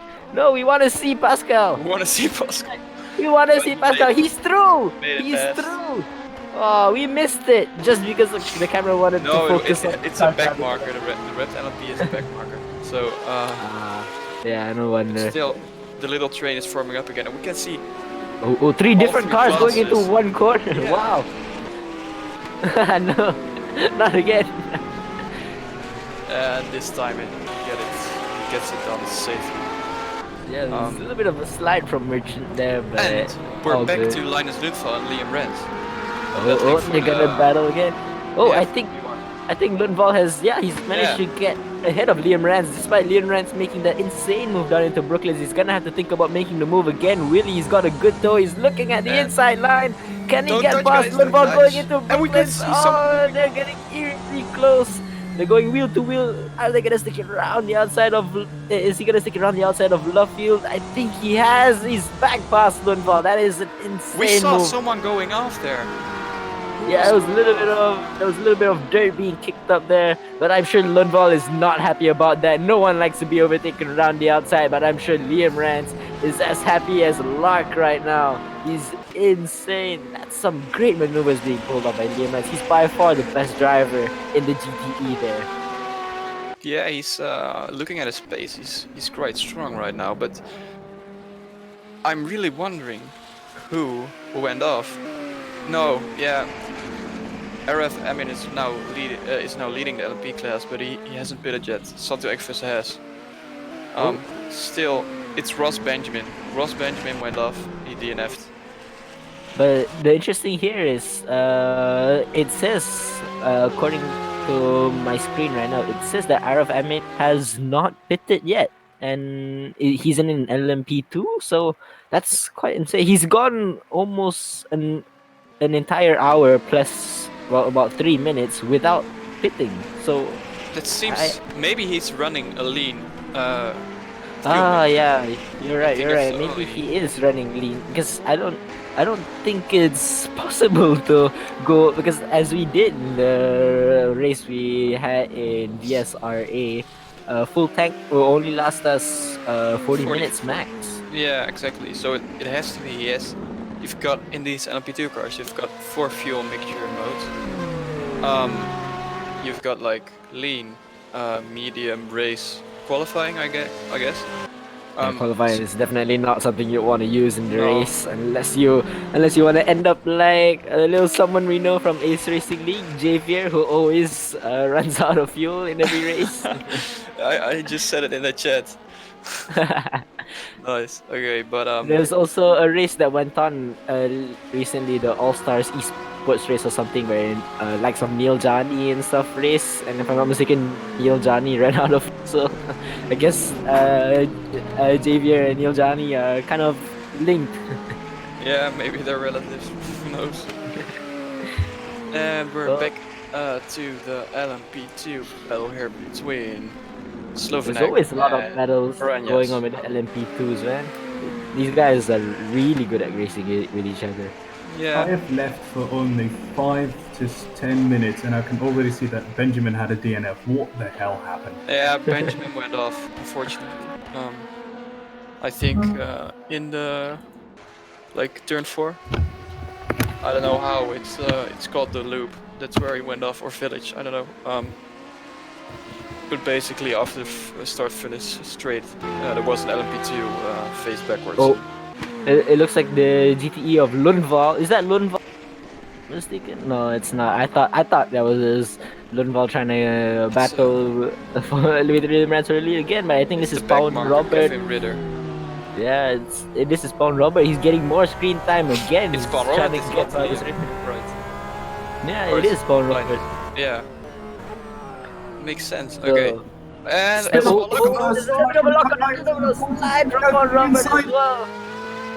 Oh, well, we've seen them battle with each other like so much at the start of the race, and now they're fighting again. Paul Robert, I think he had a little bit of oversteer there. He's just trying to go left and right, try and scare Riddler off his marks here. But I think Paul might be thinking of a move down into turn 3, maybe.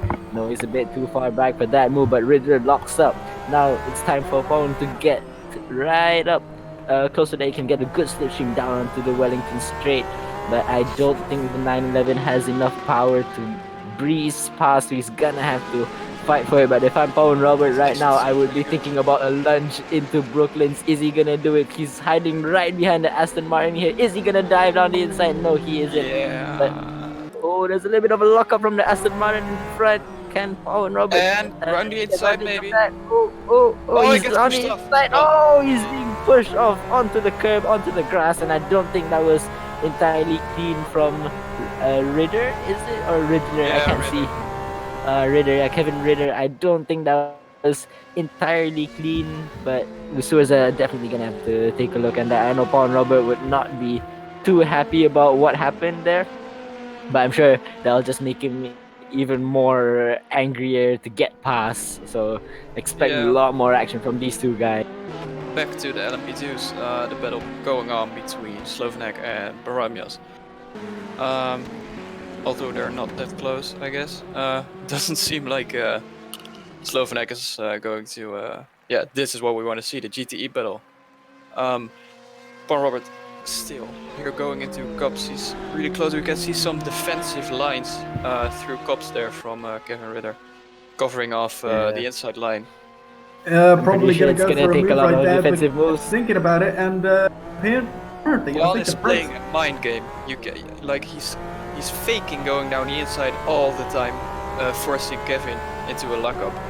Just And I think that is the strategy of Paul Robert right there. Just keep on giving flat spots to the car in front because the brakes and the power of the Aston Martin are way more superior due to the relative to the Porsche.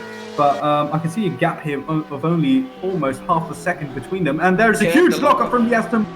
And the Porsche thinking of going through the inside, and they're side by side right now. But is it going to give him a little? It's a better spin exit right there? from And Paul. he has the better exit. They're side by side right now. Wheel to wheel.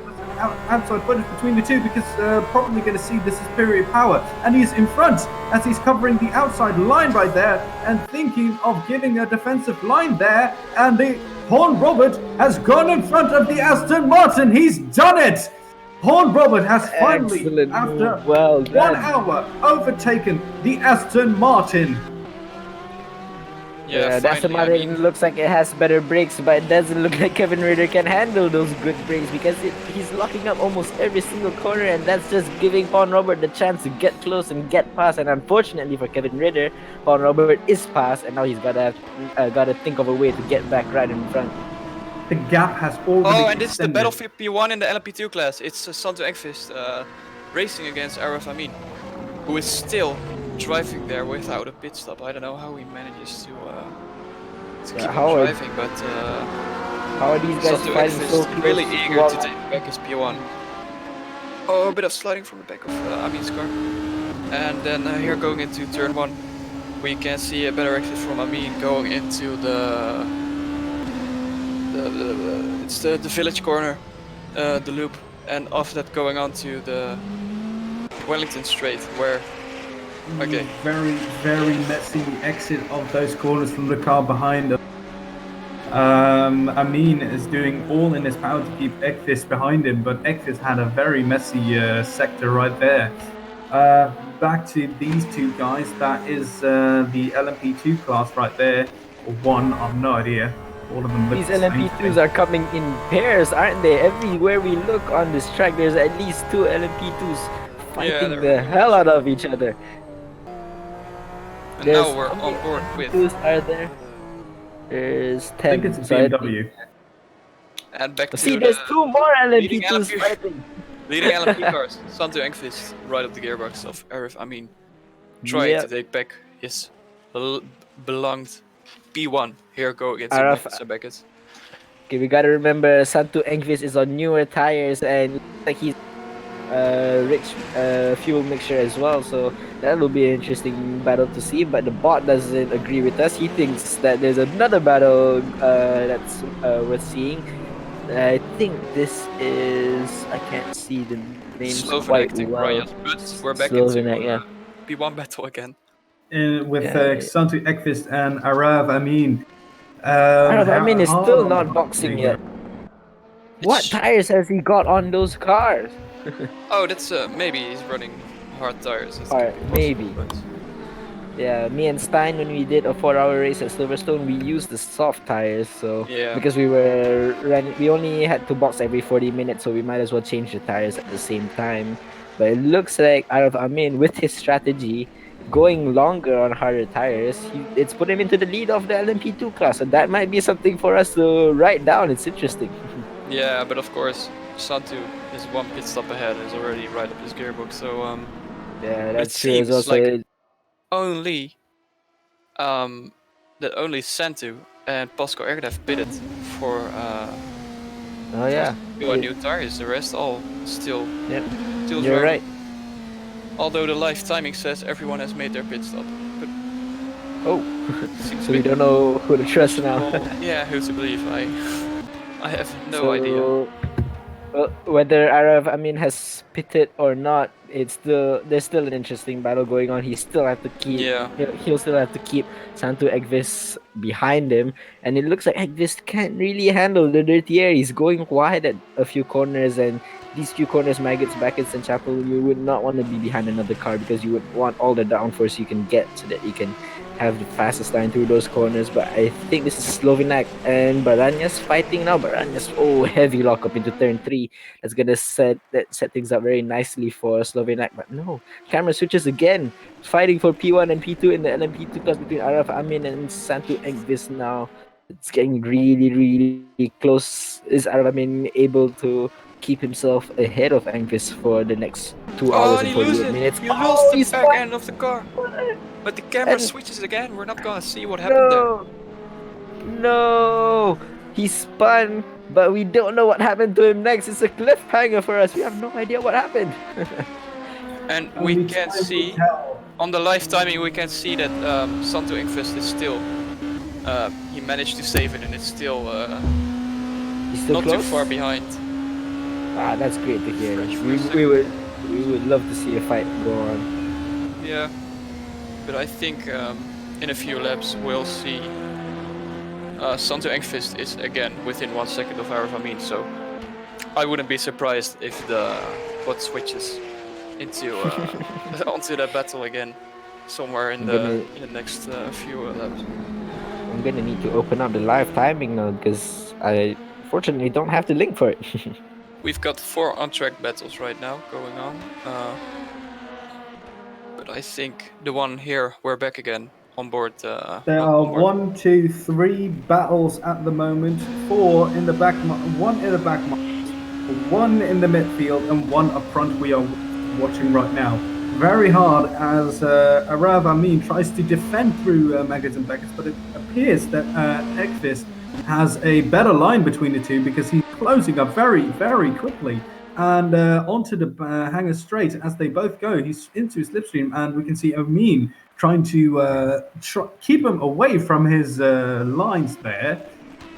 And as they both go very hard into the right, it appears that into the slower corners, Ekvis has the advantage, but in the fast corners, Amin has the better line through there. You can see right here onto the pit straight that the driver behind Ekvis has a advantage of the car in front, but into the fast corner we go, we can see Amin has it's the other way around.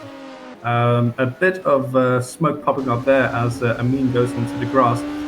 Into a battle here right again, almost hitting a Porsche, trying to get as much slipstream from the cars that are in the field, and almost losing grip of both drivers there. Back to the lead battle here. Thinking of going for a move, and he hesitated right there, but no. Very consistent from both drivers as they just want to preserve as much fuel and tires as they can. And almost hitting each other from back to the battle in the midfield of the LMPs. And hard on the power again, as they go into the left-hander and right-hander from the final sector before going over the pit straight again. Yeah, they're up into a great battle right now. Here it's going to be maybe a bit difficult for Santo to stick up to the gearbox of Arav Amin here due to dirty air. You can see a bit of sliding from the back end. And here the exit is so important to get onto the hanger straight to carry some speed in for overtake, but he's still too far behind. We can see now after just 1 hour and 50 minutes of racing that you really need to be within 3/10 to pull off an overtake here or wait for a mistake overtaking, and we can see it was a dummy. It was a dummy. It was a dummy. Arav Amin faked going into the pit, but eventually he didn't. It was I thought he lost the car there maybe, but as you said, Stijn, they are just playing mind games that get into the minds of the other drivers, just selling dummies and tricking the drivers into making errors. Yeah. Very hard into the right hander as they both go, almost making contact. And this is getting close. He's side by side, but he pulls away from there as he thinks he's probably got an advantage after going into the Wellington straight. And he switches away from the drivers again as we see Maggots. That's not Maggots. No. It is Maggots and Beckett. It is. God, I got it right for once. And we can see a car in front trying to stay as far away as possible. The Porsche in the background can barely hang on to them. But as they go into the right-hander who has the ability to stay in front, that is the driver in front. There was an error made by Santo Engqvist in and we can battle. see 2 LMP cars going into the pits. This is where it's crucial. Who's going to get the better advantage? Who's got an engineer that is smart enough, or driver himself who think it's strategically intelligent enough to stay ahead? But here we can see who's that. That's Pascal Eggert back into the battle. He has dropped a position from where he started since the race began 45 minutes ago. I want to report that Santo Engqvist, he went off in the battle with Arav Amin for P1. He's now 8.4 seconds behind, unfortunately. Yeah, okay, that was... there's a GTE off the track. It's Kevin Ritter, if I'm not mistaken. Oh, never mind. The camera doesn't want me to see that. There's another car. Apparently, a car going into the pits is more interesting than a car spinning off the track. And he's got into the wall! Straight into the garage. Not even in the box. Straight into the garage. Nose first. Is that is that the day done and dusted for? What happened? He DNF'd. Why did he DNF? Did he DNF? Arav Amin Oh. has gone out of the race after claiming 17 positions. And what about? No, Arava, he's out. He's out of the race. He dives And straight into the. is this mandatory? Is this like a regular pit stop by Santo Igvis, or is there something more going on?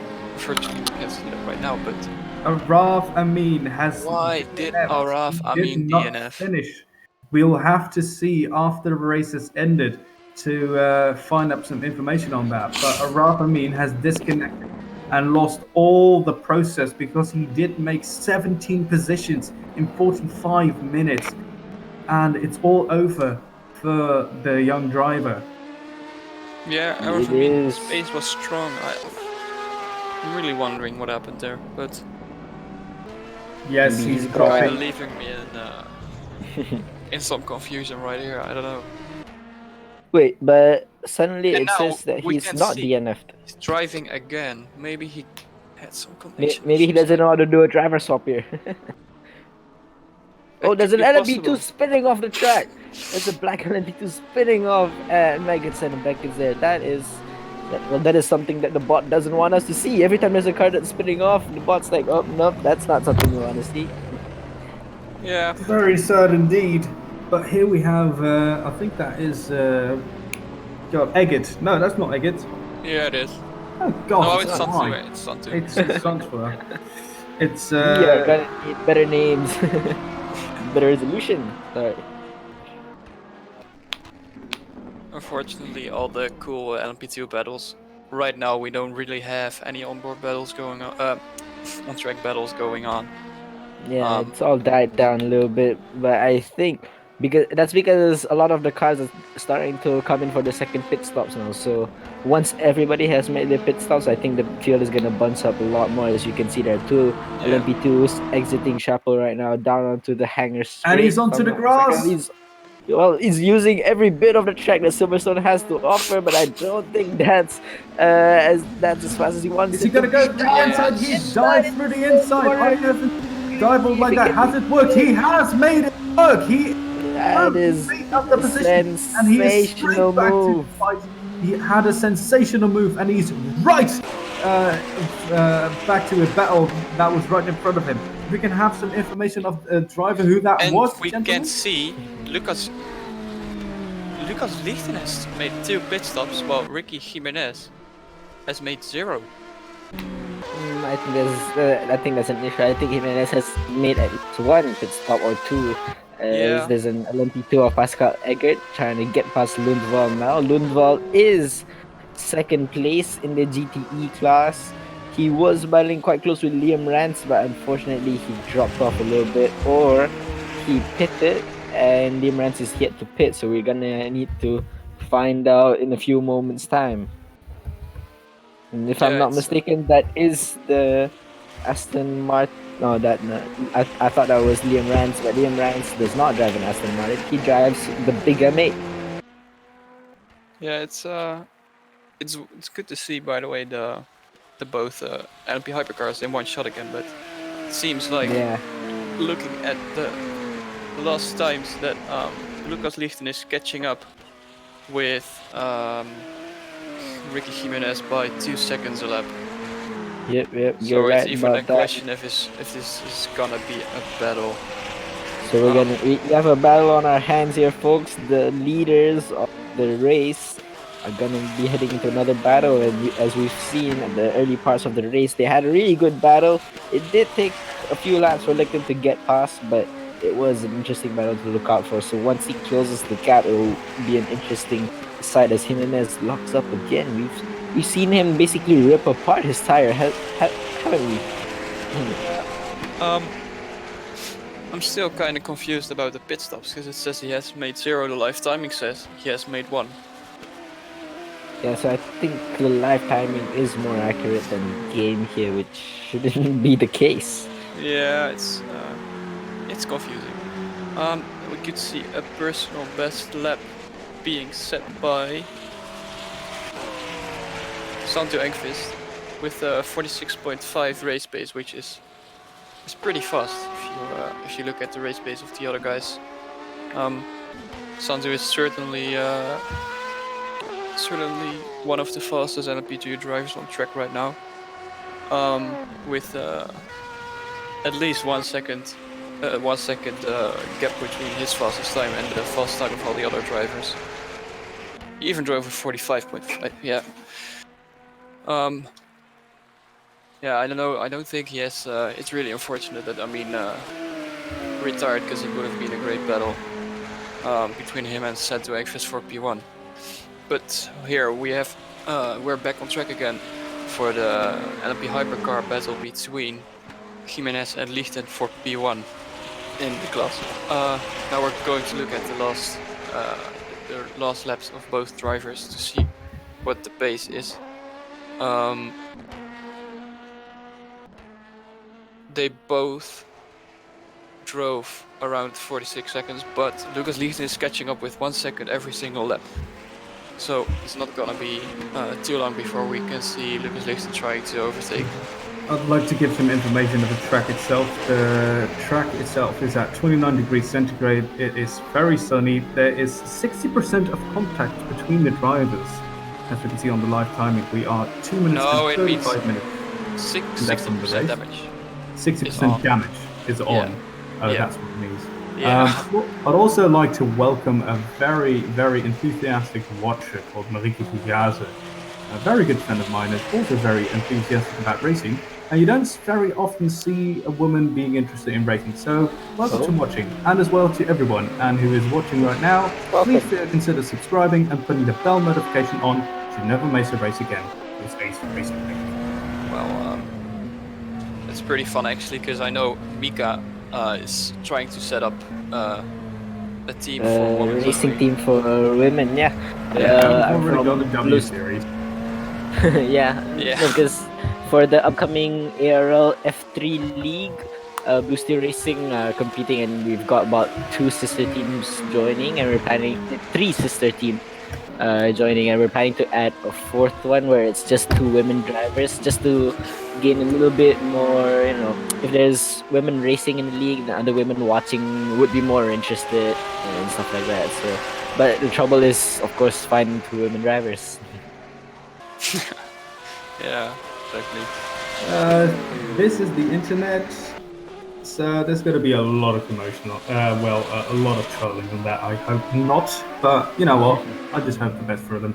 And here we can see a battle for the lead for the hypercars again. Very close indeed as well. As they go into the left-hander, we can see the driver in front taking a very wide line, trying Lucas to keep Lichten behind almost him. gave a little kiss on the rear end of Jimenez there. Gabe. Close.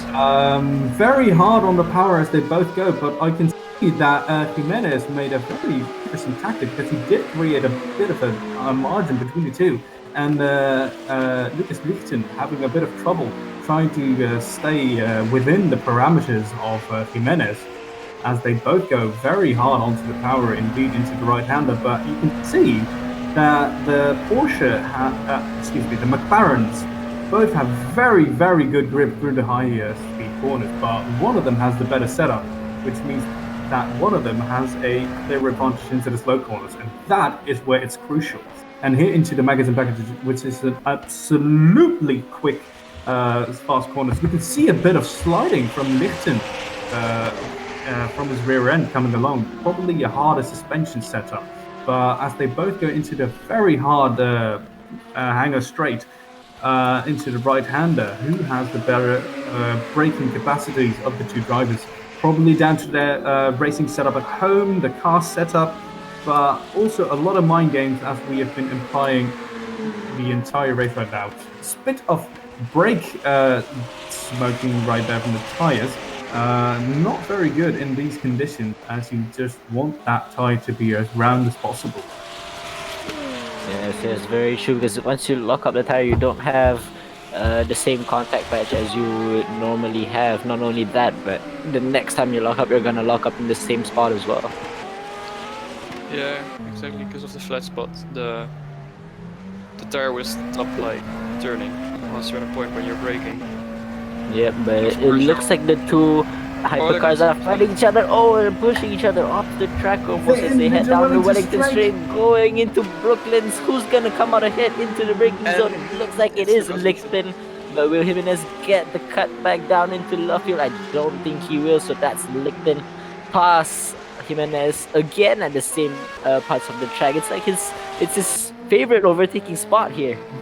And as the bot concluded that the overtake has been done, Lichten has made a beautiful overtake on, and we can see a BMW battling along with a LMP, which means that that's an Aston Martin. Excuse me. But here we are back with the battle of the hypercars. Spit of flames coming from both cars, as you can see. That gives away where the driver in front is downshifting and probably braking or letting go of some power. But probably right now we can see the favorite overtaking spot of the Jimenez, because he didn't go into the slipstream and probably thinking of taking a different line than the driver in front. Because I think that Jimenez has a lot more experience on this track than his competitor, but there's a lot of smoke coming from those tires, and it has been for quite a while right now for the driver behind. So I think it's down to the dirty air from the cars in front, giving it to the rear tires, that it just loses all its downforce. Here we have a lonely Porsche. No, I'm just kidding. Keep Still racing. the lonely Porsche. It's a really He nice gets kind of lonely though. Like, the hypercars are fighting each other. It's side by side and going into them. When he's straight, he's gone all over the place. What just happened? Oh man, it wasn't M8. It wasn't M8. He just left the GTE car. I thought, but they kind of look the same because they're both really big. My screen is both blue. But this is really gonna help Jimenez, because as we can see, Lucas Liefde was being held up by that is it either Linus Loonfall or is it Paul Robert? By the way, I just got some information. Paul Robert is driving for the G-Force racing team, but he forgot to map buttons for the driver swap, so he's probably gonna drive the 4 hours on his own. Wow. Yeah. That's gonna take some real mental strength, some real stamina as well, and you've got to rely on your hardware, because if anything goes wrong, if you've driven the whole 4 hours and right at the end some hardware issue like your PC shuts down because it's too hot or something, you're gonna really hate yourself with that, because it's gonna take so much load. You've driven the whole 4 hours for it all to be wiped off just like that. I'm never gonna forget. And that is an inside move from the LMP, from the McLaren there. That is quite risky, because he is taking a lot of wear on his tires by that. I guess he was too eager, because if he had stayed behind the LMP2 for a few more corners, then his competitor Lucas Lichten would just run away and he wouldn't have a chance to even get close anymore. So I think he was really desperate to get past into that corner. But it's understandable, you know, but he has to think about the long-term damage it will take on those tires. I'd like to point out how fast those LMP cars are, because Arav Amin has left the race quite a while now, Yeah, but he's but there is still a GTE car behind it. 8 laps. That's how fast those cars are. Yeah, they're lapping. I mean. Oh wait, no, it's 8 laps behind of the leader. Jesus Christ. Pascal Eggert has put in a fastest lap right now of a 1:48.057, a personal best. Very good move. Very nice. Time. He's lapping a bit of the. No, he caught up 1.3 seconds with the car ahead of him. Now, the sad part is the car in front of Pascal Eggert is Ricardo Otero, but he's still 12 seconds in front of him. I can see from the live timing, Ricky Menace probably has an issue right now, because there is an emoticon giving a lot of fire. Gentlemen. That means that they're in a battle. Oh, I see. Yeah. So we've got three DNFs right now. I mean, we don't know why he DNF'd. Ross Benjamin went off, same for Tarbaton, unfortunately. Yeah, just like what Mika said, it's always kind of painful to get a DNF. I think all Yeah. drivers have practiced, made setup tweaking takes a lot of time.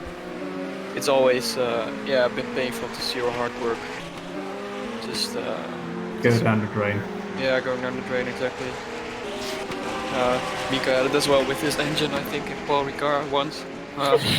Yeah. Oh, you just had to remind me of that. Yeah, I'm sorry. Oh. It's just Yeah, it was it's so kind of sad. We were doing so good. I was lapping like 1 second, 2 seconds a lap faster than the car hit, and then I think the car ahead of me was Nick Ford, and I was 2 laps behind him. But I was so quick, I managed to take both of those laps off, and then I could finally challenge him for P6. And then I guess I got too eager with my pace. I downshifted too quickly, and then the engine just blew up. It's so unfortunate. Yeah.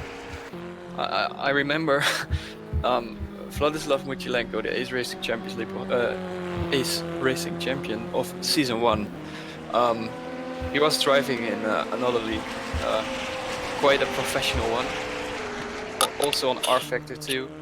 And I was watching his live stream, and he practiced a lot, made a setup, and he was like ready and set to go. His tires were okay, and then it was at Coda in Texas, and at the end of the straight, I just saw him driving in, like taking out 5 drivers in front of him at the braking zone. Apparently his brakes failed, like Oh, the his brakes hardware. literally died mid-race. It was so painful to see.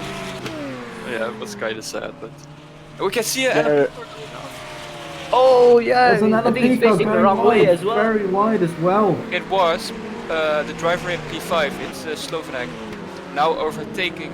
We can see a GTE car as well going wide there, and there's finally a battle between the LMP cars here. And even though my screen is so laggy, I can see him taking a very different line, trying to probably do a switcheroo there, and he is into his slipstream into the Wellington straight. There is an Aston Martin right there, and probably going to go through the inside, but no, he thinks of it, but still stays right behind him into the left hand and the right hand. There's a very complicated complex here, as you'd imagine, because it's slow in, fast out. And that's very hard to do if you're right into a very wide chicane. As they go into the right-hander right here. You're right, Samit. This is what we've been waiting for, you know. We've been waiting for all of the LMP2s to do their pit stops so that we can see more battles like this. But it looks like they're gonna have to negotiate the GTEs first. That got quite close there into Maggots and Buckets. This is only going to close them up because right now is he going into the right hand of the GTE, giving a bit of margin. Is that a bit of oversteer from the car there? And we can see a double battle here between the GTE and the LMPs, and it seems like the GTE has given an advantage to the LMP in front, because now the gap has been extended a lot more. Yes, looks like that as well. Yeah, shame. There is a battle at the moment between, as we can read here on the live timing, Jurica Slovinac and Benche Baranjas. Or is he probably Turkish? Benje Baranjas. He's way better at like names than I am. I speak 5 bloody languages and then learning another one. So please do mind that I am almost dying with switching the languages right now. Some things in like 4 different languages. 5. I'm not joking. 5. Yeah, okay, that's... Like seriously, sometimes my dreams are in French and the other day they're in Dutch, English, whatever. Arabic. Yeah, it's funny because the characters in your dreams do switch languages. They don't just stay with the language you'd see them in real life with. I saw my white friend speaking Arabic once and I thought, what the hell is going on? I've always wondered if like people who speak multiple languages, if they would like, you know, like their dreams would be in different languages and maybe switch with dream, you know. No, they don't switch. They start in one. To me, at least, starts in one language and it stays in one language. It's so funny because you'd see your Dutch friend speaking Arabic or like French or something. It's so weird. Oh, that's weird. How? That's so. It's kind Actually, I think I've seen you once speaking Arabic. I'm not joking. me. Yeah, it's so weird. That's really cool. Yeah, the moment I'll say, "Hey, what's up, Stijn," and you just go, "Alaikum salam." God. Wait, Mika, where are you from? I'm from Malaysia, so I speak 2 languages. Assalamu alaikum. Waalaikumsalam. Yeah, it's a very course. Muslim-dominated country, so you Yep. speak a bit of, well, you have some Arabic words in there. Yep. I think a lot of our words are taken from Arabic as well, but I do know a few Arabic original words. I don't know. If I'm not mistaken, shukran is thank you, right? Yeah, that's correct. Shukran jazilan. Something Yeah, thank like you very much, New Zealand. yeah. See. They call me Mr. Worldwide. I speak all of the God. languages. It's really fun that we've come to the point where we're talking about this stuff. Yeah. During a race. By the way, like, I'm really glad that we at least have a virtual race today. Because, Oh, yeah, definitely. Okay, it might be Saturday, but normally we would have like a qualifying or something. And How's life is so the boring without racing. how's the lockdown and stuff going in your countries? In my country, in exactly 1 hour and wait, let me get 1 hour and 18 minutes. The military will come out Why? because we had the government issued a lockdown to stop people from going all over the place, going to mass gatherings and stuff, and Mhm. giving literally everybody else the virus. But Malaysia, our society is so bad. No one listened to the government. Like as soon as the government gave out the statement, everybody was like, "Nah, it's nothing." And then now it's Yeah, and, it was the kind same of here. in this Yeah. in the space of like 3 or 4 days, if I'm not mistaken, it's just 3 days. The number of cases went from 400 something to 1,100 something. It was crazy, man. And then the Well- government's like, "Alright, you guys, you see the mass toll it's taking now. We've got to take the military out right now, like right now." Yeah. The thing is, with our country, the Netherlands, it's more the government saying, "Yeah, it'll be fine." One thing, Just drink illnesses- water. Yeah, that's what they say. The thing is, what they say is that the Prime Minister is saying that we have to create some group immunity, which is absolutely ridiculous. Yeah, he says like, What? Well, he yeah. basically said the young people should get like infected, and then get better, so we're immune for the virus. Oh, And we wait. will create I a think virtual I read. wall for the elderly people. That's basically his plan. You can still transmit it. Like this doesn't work. Wait, but I think I read in the news. Was it the Netherlands where your Minister of Health? Oh, there's a car going off. Oh. That's a Porsche Yeah, in there's the a- background. That's gone off. Major oversteer. We've been taken over by this coronavirus ourselves, and we I forgot think that it's we're commentating the race. Sokolov. The LMP cars are still. They're a lot fighting. closer with each other now. Yeah, I think I can't quite see the names if I'm not mistaken. That's Vilasi and Slovinak fighting with each other here. I think Zili. How do you pronounce his name? Zilvasi? Gilvasi. It's Slovenak Gilvasi. and Baranyas battling for position. Slovinak and Brands. Oh, Slovinak dives into the pits. Is it? Did he go into the pits there? I couldn't quite see, but his car is missing, so you could only expect that he went into the Slovenak is pits. in the pit. And here we can see the car of Liam Rens getting lapped by an LMP2 car. Yeah, Who Liam is Rance. still pretty close on to... We remember him leading the race. He made a really good to take the lead on the race, and then he sort of pulled away since then. But for some reason, they've switched places. Lundvall is quite comfortably ahead of Liam Rance, so it's either one of them pitted, or they both pitted, or somehow they lost time because the big gap created by Liam Rance after he got past Lundvall has just been taken away, and in fact now he's quite a long way behind Lundvall. So this would be interesting to see once he gets close to Lundvall what kind of moves, what kind of dancing moves he try and make to get past back for the lead. Yeah, it seems like Liam Rens is catching up with Linus Lundvall again. We're gonna see when they cross the start-finish line both their most recent laps, so we can see how much Liam Rez has actually caught up with Linus Lundvall. And the live timing says that both of them have actually made a pit stop, so I think Liam Rance's pit stop was a lot slower than Lundvall, so maybe he put on more fuel, maybe he had to repair more damage, because I guess that would explain why he's so far behind Lundvall right now. Yeah, it's kind of a mystery right now, but we can hear we're switching over to Paul Robert and Daniel Merchant, it seems. Let me check for sure. I'm not entirely sure, but it seems like it's. No, never mind. I'm kinda. Oh yeah, never mind. It's I don't think it's an on-track battle for Paul Robert.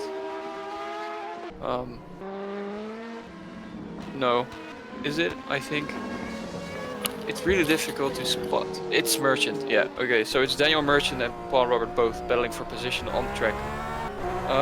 Here we can see Daniel Merchant going kind of wide into the last turn.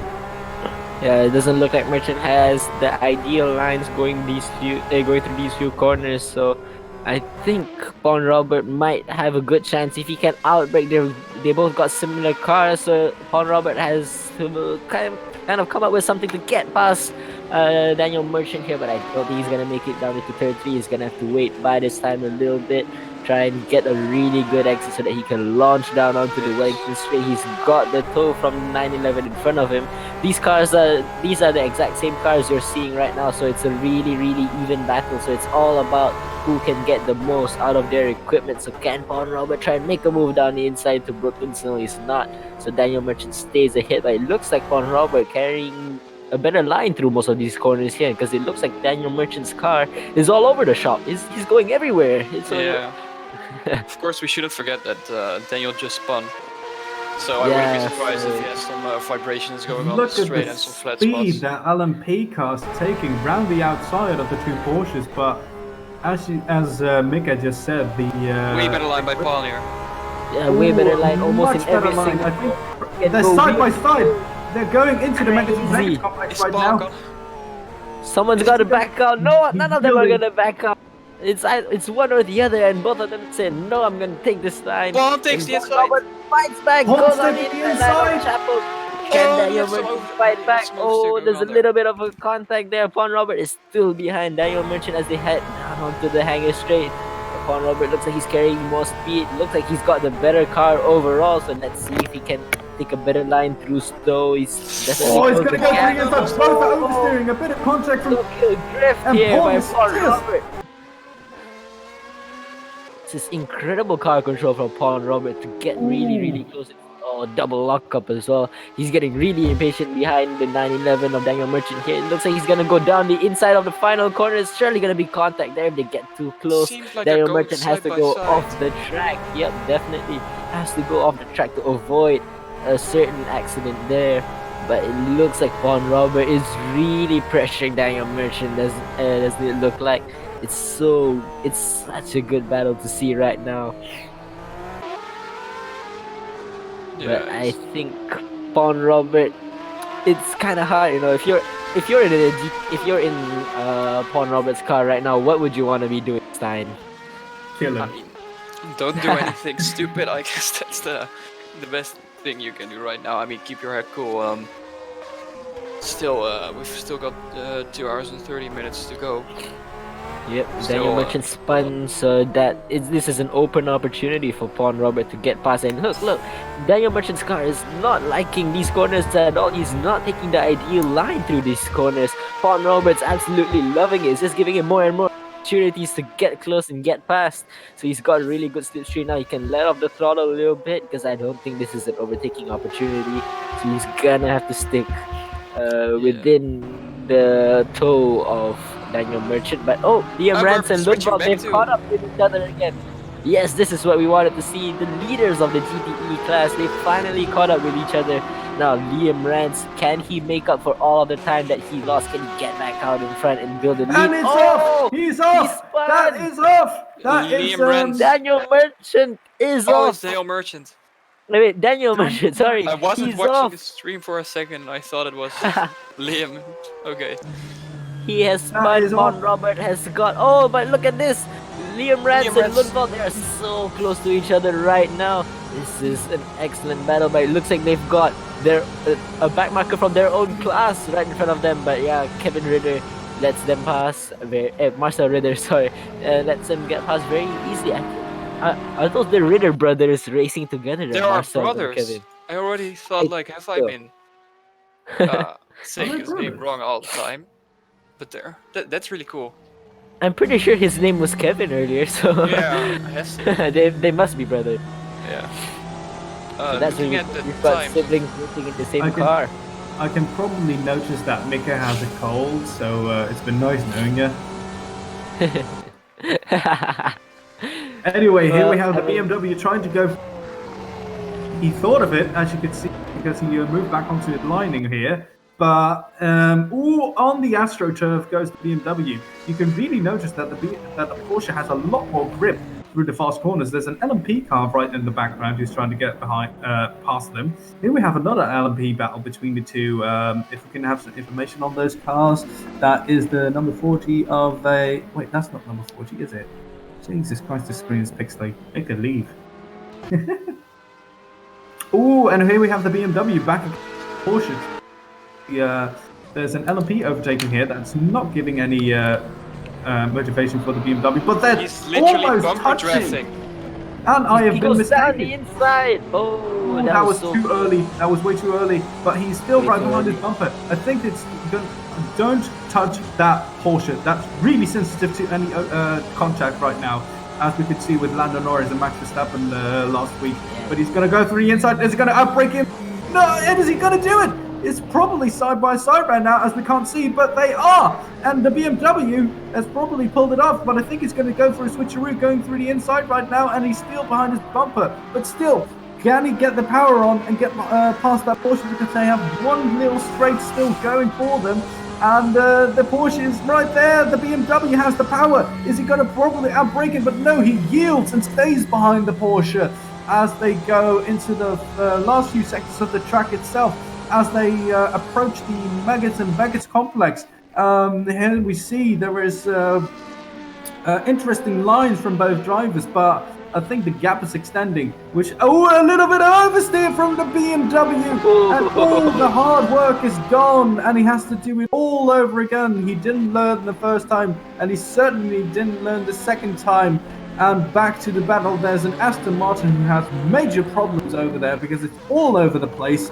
And there is here an LMP battle between the two cars. He's approaching very, very quickly. We can see something fall from one of the commentators' cabin. This is a lot of oversteer, and he's off! Pascal Eggers is off. I think that was keep a it alive. huge That mistake. is, yeah, huge mistake, but it's sublime car control. He's very lucky. There's a tarmac there, a construction lane, if I'm not mistaken, is what it's called. If it was grass, he would have steered straight into the wall there. It's very lucky, but we see the GTE leaders here fighting again. Look at how much grip Liam Rance has got. He's really, really putting so much pressure onto Lundvall here. If we look at the times, they're quite similar right now, but I think we can kind of look at it like Liam Rance. I think is Liam just Rance is stuck gonna make a behind. move down into Brooklyn's here. Lundvall covers him Breaks him. aggressively to defend. But Liam Rance, look, they're side by side going into left field. Will Liam Rance try to stick it around the outside? It looks like he will. He's got the grip to do so. Oh, his car's twitching a little bit there. I might take back my words saying that he has the grip, because the rear of his car is not agreeing with me there, so he's gonna have to stay behind Lundvall for a few more corners. And it's- here he goes. He's very late Why? breaking. He almost ruins the race for the driver in front or himself, because he almost made contact. As we go back into the Maggots and Baggots complex, which was a benefit for the BMW, as we just saw a lap ago. Here he is way closer than before. Why does the bot cut to an LMP battle right now? Because there's nothing happening here. We want to see the Go back to the BMW and the Porsche, because if that overtake is done and I didn't see it, I'm going to wreck this computer right now. I'm twitching, Jesus. Oh, there's an LMP. Pascal might is be back wrecking. onto Otero again. And we can see in the back. We can see there's Liam two battles Reds going side by going side with Linus. My computer's lagging so much. I hate this. Oh, And he overtakes him. Oh, what a move by Liam Reds! And He gets it done. But the BMW is through! The BMW is through! And he's done it, but the but Porsche he takes still it. yields the position, and he is still not in front. God, what is going on with the that's not the WEC, the Ace Racing League Endurance Championship. And Egan is going to Pascal go for the Eggers on inside. the inside. Oh, Oh, he And couldn't oh, make he's it. so- Oh, his car is drifting and lagging all over the place. Wow, I think that was a little bit desperate from Pascal Eggers, but you would have to do that kind of move. But as we can see from the timings right now, Liam Rance for the GTE class is ahead of Linus Lundvall here. So I don't know if Lundvall will try and fight back for the lead. As we see right now, Pascal Eggers really trying to get ahead of Otoro here. Yeah, he's been trying some moves. I think we've seen Pascal try to pull off some overtakes, which didn't quite work out because we've seen him go off track a few times. I can't Yeah. remember how many times I've screamed, "Pascal, keep it on track today." And we're back to. Is he in front again? Linus Lundvall overtakes Liam Reds for P1 and GTE Championship. That must have been a really bad exit on Liam Reds' side. Gentlemen, we have to remind ourselves the BMW was magazine back and we're probably going to see the same tactic unfolding with different strategy at the end of the hangar straight. He's way closer than he was before in the previous laps. He's going to probably go for the slipstream and outbrake the Porsche. It's a bit of lag from us right now, but go for the inside. He's probably going to think of it. He's thinking of it. He's going to outbrake the Porsche. Is the Porsche going to yield? No, the BMW loses it, and he's off. Almost there, but he still manages to keep it together. He's still on the bumper of the Porsche. And is he going to go for it? No room for two cars here. There is no room. Oh my God, I thought there was a oversteer right there. God, I am exhausted right now. Liam Rance is absolutely lighting up Silverstone Grand Prix right now. He is really putting on a show for that GTE battle for the lead, but this bot just doesn't agree with us. He thinks that this battle in an LMP2 is more interesting. No, we want to see the GTE battle right now. Oh well, okay then. Here is the two. GTE That's battle. another- if I'm not mistaken. That's not. Or is that's this an another LMP2? I can't tell from this camera angle, but It it is looks a like it is LMP2. an LMP. Yeah, it is quite low for that. I forgot what that thing is called. And we're back again. We're back again at the GTE battle. Here it is. Let's see if Liam Rance can get close enough to look Linus Lundvall here. I just noticed that they've been driving 2 hours by themselves. They haven't done any driver swaps, have they? Oh, I've seen. Well, at I've this seen no rate, I don't driver think they swaps will. until now. Only Yeah, the I think, brothers Ritter. this- There is a car going into the pits. That was one of the LMPs. And we can see Paul Robert going around the outside of. Who was that? That was nobody, because we are back with the GTE battle right here. The BMW is still into the Magnus and Bacchus complex. Here we can see an onboard footage of the amount of grips that the BMW has. Probably with Way the better weight lines it for has. this corner. Way better lines. He's right on his bumper right here. He's gonna get him. He's gonna get him. Again, he's close. He's closing in, way closer than last time. He's Oh, way too God, close. this- Lundvall is gonna have to defend on the hanger straight here. There's no Side by way side. to take the normal line here. As you can see, Liam Rance trying to go around the outside of Stoke. Can he outbreak Oh, there is some Lundvall here? touching No, on he the can't. livery. Yeah, there's a little bit of touching. They're trading paint right now as they go into Vale and the final few corners right now. Lundvall has to defend again, or else Liam Rance will send it on the inside. No, he won't. I think he's gonna buy this time a little bit more. No risk in causing an accident there, but this is such a good battle. At this point, I don't think they even want to do a driver swap. They want to continue this battle on until the race finishes, because I'd love to see that. Oh, I thought he was gonna dive down the inside He of thought turn one. about There is doing a no move way. through there, but He He is is side by side and he's done it! Oh, The this BMW is is through! amazing move. Lundvall tries to fight back. Oh, I don't think he can. That's an takes the insane position move from somewhere where Liam you Rand. wouldn't expect him to pass. Liam Rounds just caught him out of his defense. He just took that position right there. The BMW already extended a gap between the Porsche right there, and there is another car behind them. What car is that? It's That's the another. hypercar. That's the hypercar right there, just staying ahead of the battle. But the BMW is way ahead of the Porsche that it is right now. Beautiful defending done in the previous lap from the Porsche, but I think the BMW right now is just going to take off and go away. And It is. this is absolutely beautiful because now we can see the free space the BMW has and the Porsche is being left behind. Because I knew that BMW has some serious grunt in itself.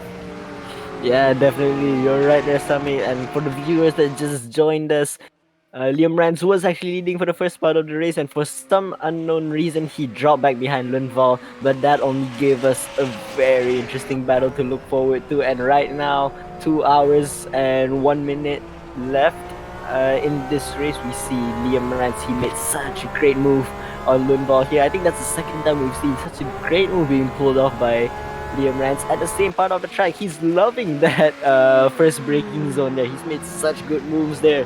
And Liam Rans in his BMW M8 around Silverstone, full of confidence, full of grunt.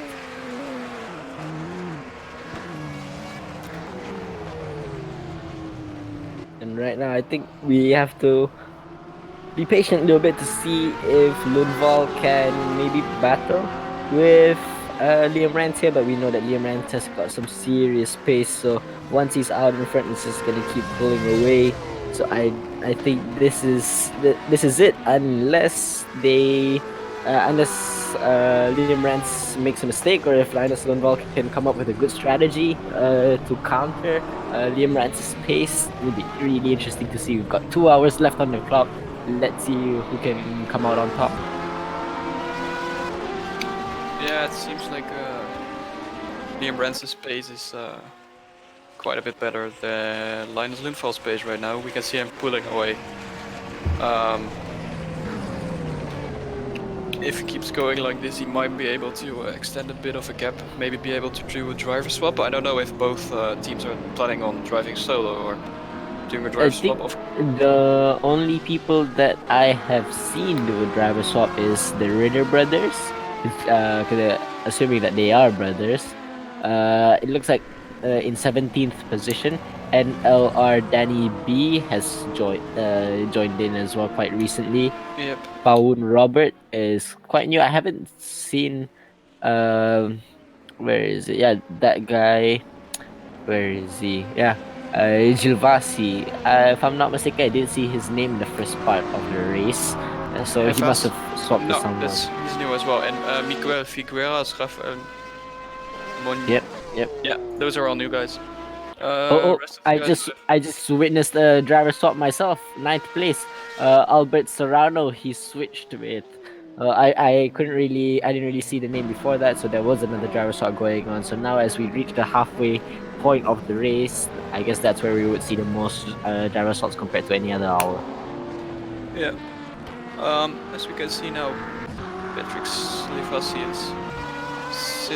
is leading the LMP2 class, but with one pit stop less than Santo Ekvist, who is behind him right now.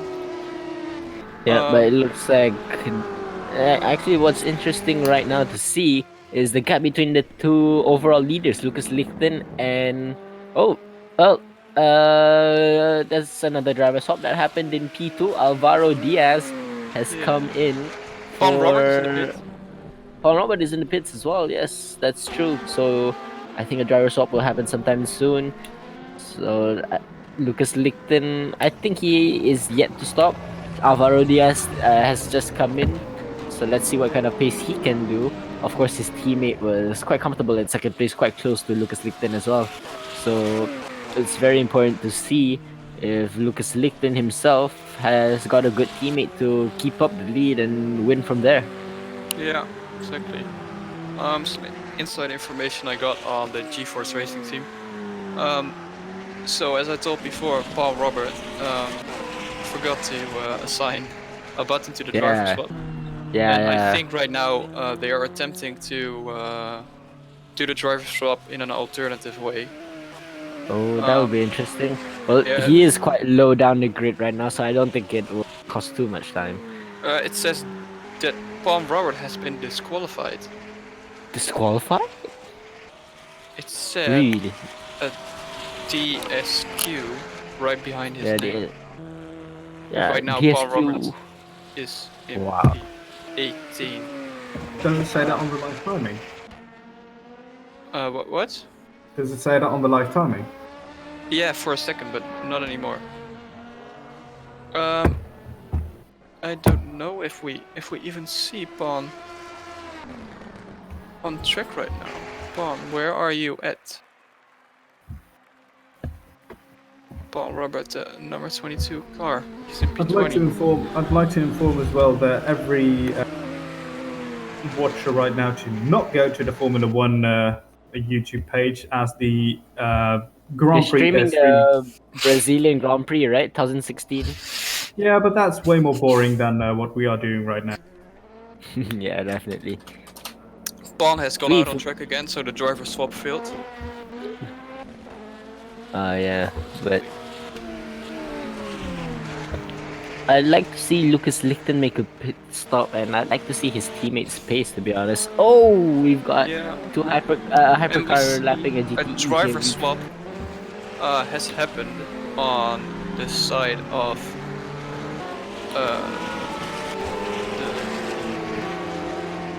the number 2 car in the GTE standings. So that means Oh yeah. Modipane has taken the wheel. Yeah, so that means Liam BMW. Rance is since Liam Rance drove the full 2 hours, I think that's it. I don't think we're gonna see any more of his amazing moves here. So that's quite a big bummer. Yeah, I was really looking forward to more battles. And now we can see. I'm trying to look for the other GTE car. Dylan, no, where is he? Is he still on track? Where is Linus Lundvall? He hasn't pitted yet, I guess. Is that the case? Linus Lundvall, where are you at, man? Linus Lundvall right now is in P12 overall, so that makes him first in his GTE class. I think he's gonna have to make his pit stop quite soon. So, but the Formolo has got to pick up the pace because his teammate was. Linus Lundvall is still on track. You can see him in the front. Yeah, but Modipane has got to pick up the pace because his teammate Liam Rance was sublime in the BMW M8 there. He was absolutely gunning it in the GTE class. Yeah. So for Modipane, if he wants to be any good in this race right now, he has got to equal his teammate Liam Rance, because for the 2 hours that Liam Rance drove, he was absolutely phenomenal. I would call him my driver of the day. Yeah, it's what he was doing. He just caught up quite some time on Linus Lundvall, managed to overtake him as well. Now, the drivers, both Linus Lundvall and Modipane, will cross the start-finish line any moment now. And when they both set their flying lap in, we can see what the pace difference is between these two drivers.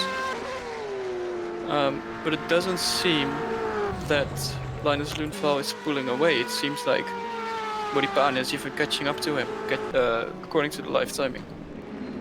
So that's going to be interesting as well. With this, I don't know if it's true, but it says that he's only 1.5 seconds behind, which would mean he would have caught up 1.5 seconds onto Linus Lundvall in his outlap. But, yeah. I think the live timing is a little bit slower than the stream we're seeing right now, so it's kind of hard to pick out who's where on track. You're gonna have to take a few seconds hit. Yeah, I think so as well. There's a few cars in the. Oh no, wait, those are the cars that have retired. So right now our eyes are on car number. Give me a second to figure. I think it's in 5th place. Gabor Havesi. Am I correct? I think it's Arena. Arena. Andrea Arena. Yeah, Arena. maybe. It's difficult to spot the names. Yeah, it's even more difficult to spot on the live timing. Yeah, I think it is Arena right now. So he's not that far behind Havesi. He is right now 2.2 seconds behind Gabor Havesi. Yeah, and he seems to be catching up. Yeah. So give it a few more laps, maybe he can get a little bit closer. But Well, what right I'm now, what I'm seeing right now is that Modipane was 3/10 faster in the first sector than Linus Lundvall. Lucas Licton, you mean? Oh wait, no. Oh yeah, Linus Lundvall. Yep, Modipane. Yes, in the GTE class. And here we can Yeah, see GTE some class. LMPs bunching up. Yep. So, like we said earlier, when all these LMP2s they start making their pit stops, they're gonna bunch up really close to each other. So that will make for an interesting race. So right now, our eyes. I think we're still on Andrea Arena right now driving. He's getting so much closer to Gabor Havesi. He's now still 2 seconds behind, but it looks like they're a lot closer. Yeah, they're really catching up to each other, and we can see. But what about the car behind him? Oh, the car behind him is a lapped car, if I'm not mistaken, right? Or is it Santo Engqvist maybe? Yeah, it's Santo Engqvist. Really? The red white car. so You can see in the background. He's what on his about way to lap the group who's of the Fancy rainbow Arena. What? The rainbow car? Who's that? Yeah, the rainbow car. That is at first it was. What is I it? don't remember. What? Figueras? Is it? I don't think it's Figueras. No, because Pascal should be should have been somewhere in the mix as well if that was the case. Gentlemen, Yeah, so I'd like to inform you that. Alberto Serrano. Gentlemen, I'd like to inform you that I have to leave, sadly, due to an appointment, not an appointment. He doesn't like it, that's the opinion. No, I do absolutely love commentating for you. But, oh my god, did you see that over me in the back there? Why is this bot not looking? God. I think we've missed it. Oh no. God, that BMW is huge. But what I want to say is that due to an appointment, I have to leave, sadly. And I wish you all the very best of luck. And oh my God, the Senna is off! The Senna is off! Oh no! This game, I think that's Alvaro and Diaz. there is a huge overtake from the LMP. Oh, there's an LMP2 well. There's so many cars right now. Oh. Why is this happening now? I'll stick around for a bit more, I think. Because God, this is unfolding at the very last moment. And why does it cut during an overtake? It's getting very hectic indeed, because the Senna that has not made a mistake has just got a 68-second lead. Oh, excuse me, a 78-second lead from the car behind, as it seems. Yeah. It was Alvaro Diaz who just made a driver swap. Oh, it's an Alvaro Diaz. They made the driver swap, and look, it's just trying to get a gap on them, so he can probably do an overcut on them. But yes, where was I? Oh yeah. I wish you the very best of luck with this commentating business, and I'll see you soon. Yes. All right, bye, man. Bye. All right, that leaves just the two of us left. Yep. I don't really have plans for today, so I think we can just finish this. Right now, gaps are kind of spread, unfortunately.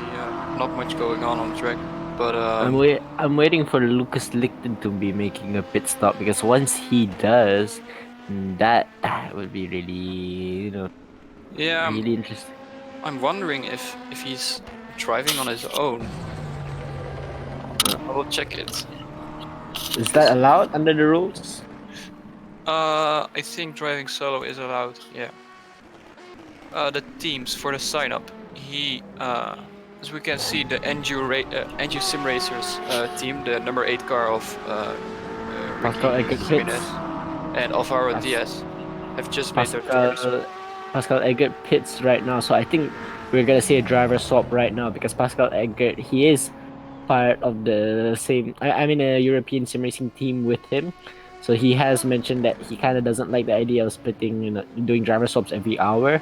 So now that he's done about 2 hours and 13 minutes of the race, it's time for him to call it a day. Let's see who comes on with him. I don't know who is gonna He's race with driving him. alongside Aaron Benton 5, who will take I the see. wheel instead of him.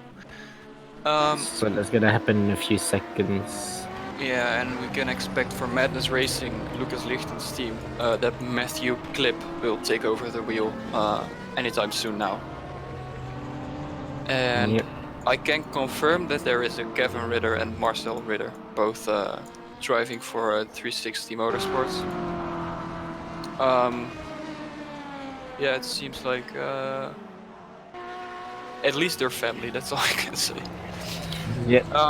And then a driver swap we can expect as well for the Porsche Oh. 991 RSR. For Linus Lundvall is Peter Stutter, who will. I've got info. Liam Rance has asked if you would like to have him in an interview. I would love to have him in an interview right now. Let's add him to the line. Oh yeah, I will. Okay. We'll sure add him to the call. Need to find him first.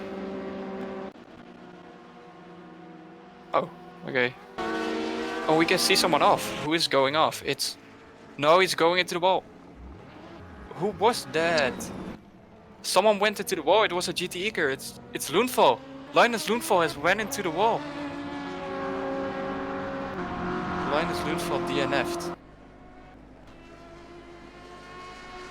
What a surprise. What happened there? And we can see another DNF of Teun Lure going off. It's red flag, red flag.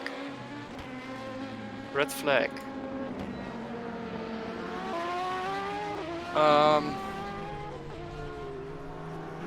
Okay, so we've got a bit of a situation going on right now with a red flag, I can see. Unfortunately, I don't have enough information to give you about the situation right now. Hold on. I can't seem to enter the commentary call right now on my laptop. So give me a few seconds.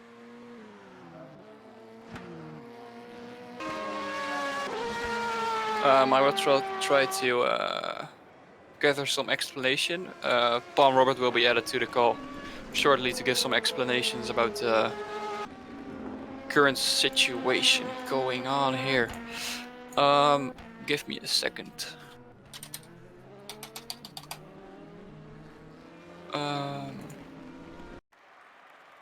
Palm, I need you to accept a friend request in Discord in order. Okay.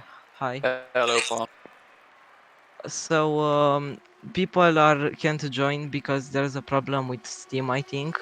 So the race will be red flagged. What will that mean? What? What will that mean? Will be it- rejoined later? No, or? no, it's just stops. There is 1 hour and a half to go. So So will there be a restart, or will we just keep the standings like it is right now? Yep, we already took a screenshot of the standings. So The people race is now are done. racing for nothing. Yeah, it's race over. Okay.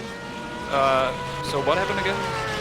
So people couldn't join. I think Steam is down. I'm not sure, but yeah, people just couldn't join for driver swaps. Oh, that's kind of odd. Yeah. Mika? Yeah, I'm here. I've had to use Discord on my phone for some reason, but is the audio stuff okay? Yeah, but the race has been red flagged apparently. Whoa, what? Why? Why has it been flagged? An error with the driver swaps. No one could do driver swaps apparently. Really? But I could have sworn we saw a few driver swaps. Yeah, Steam went down a couple of minutes ago, I think. Oh, Okay, that's, so a lot really of people unfortunate. couldn't connect. Yeah. Yeah. Okay. So I guess, would you guys like to have Liam Rance come in right now for a small interview, maybe? Yeah. Since the race might be red flag.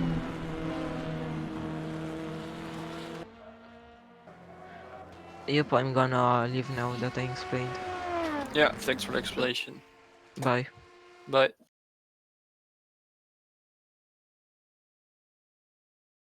I couldn't find where he asked if you would like to. Yeah, I think I need to send him a friend request in order to invite him to the call. I'll Yeah. just send him a friend request. So Liam, if you're watching, send you a Huh? friend request so we can add you to the call. And he accepts.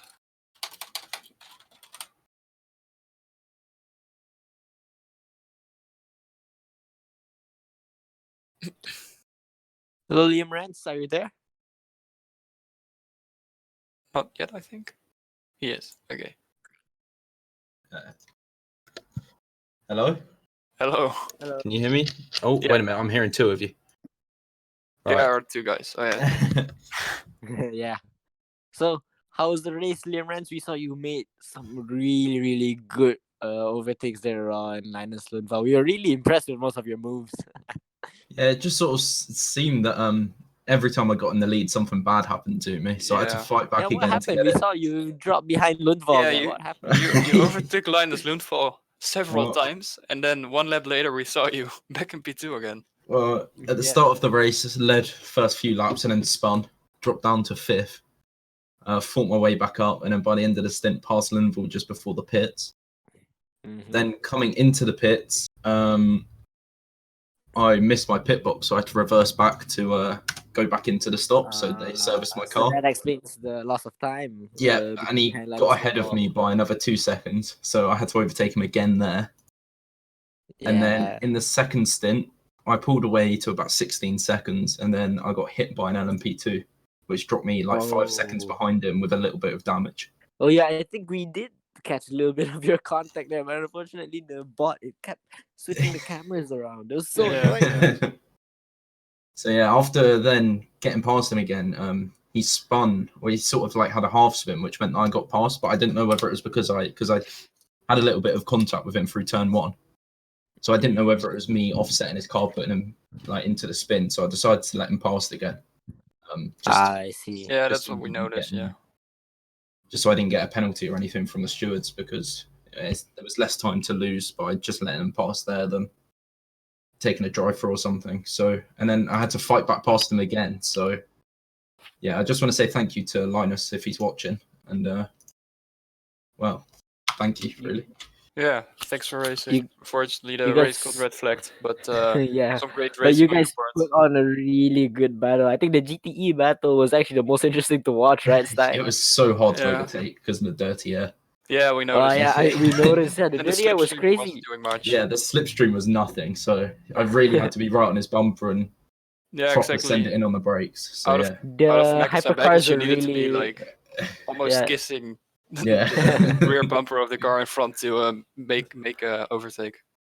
yeah. the hypercars were, especially the hypercars, they were really, really struggling with the dirty Yeah. air because like we saw the leader, what's his name again? I forgot. Linus Lucas, Lichten. No.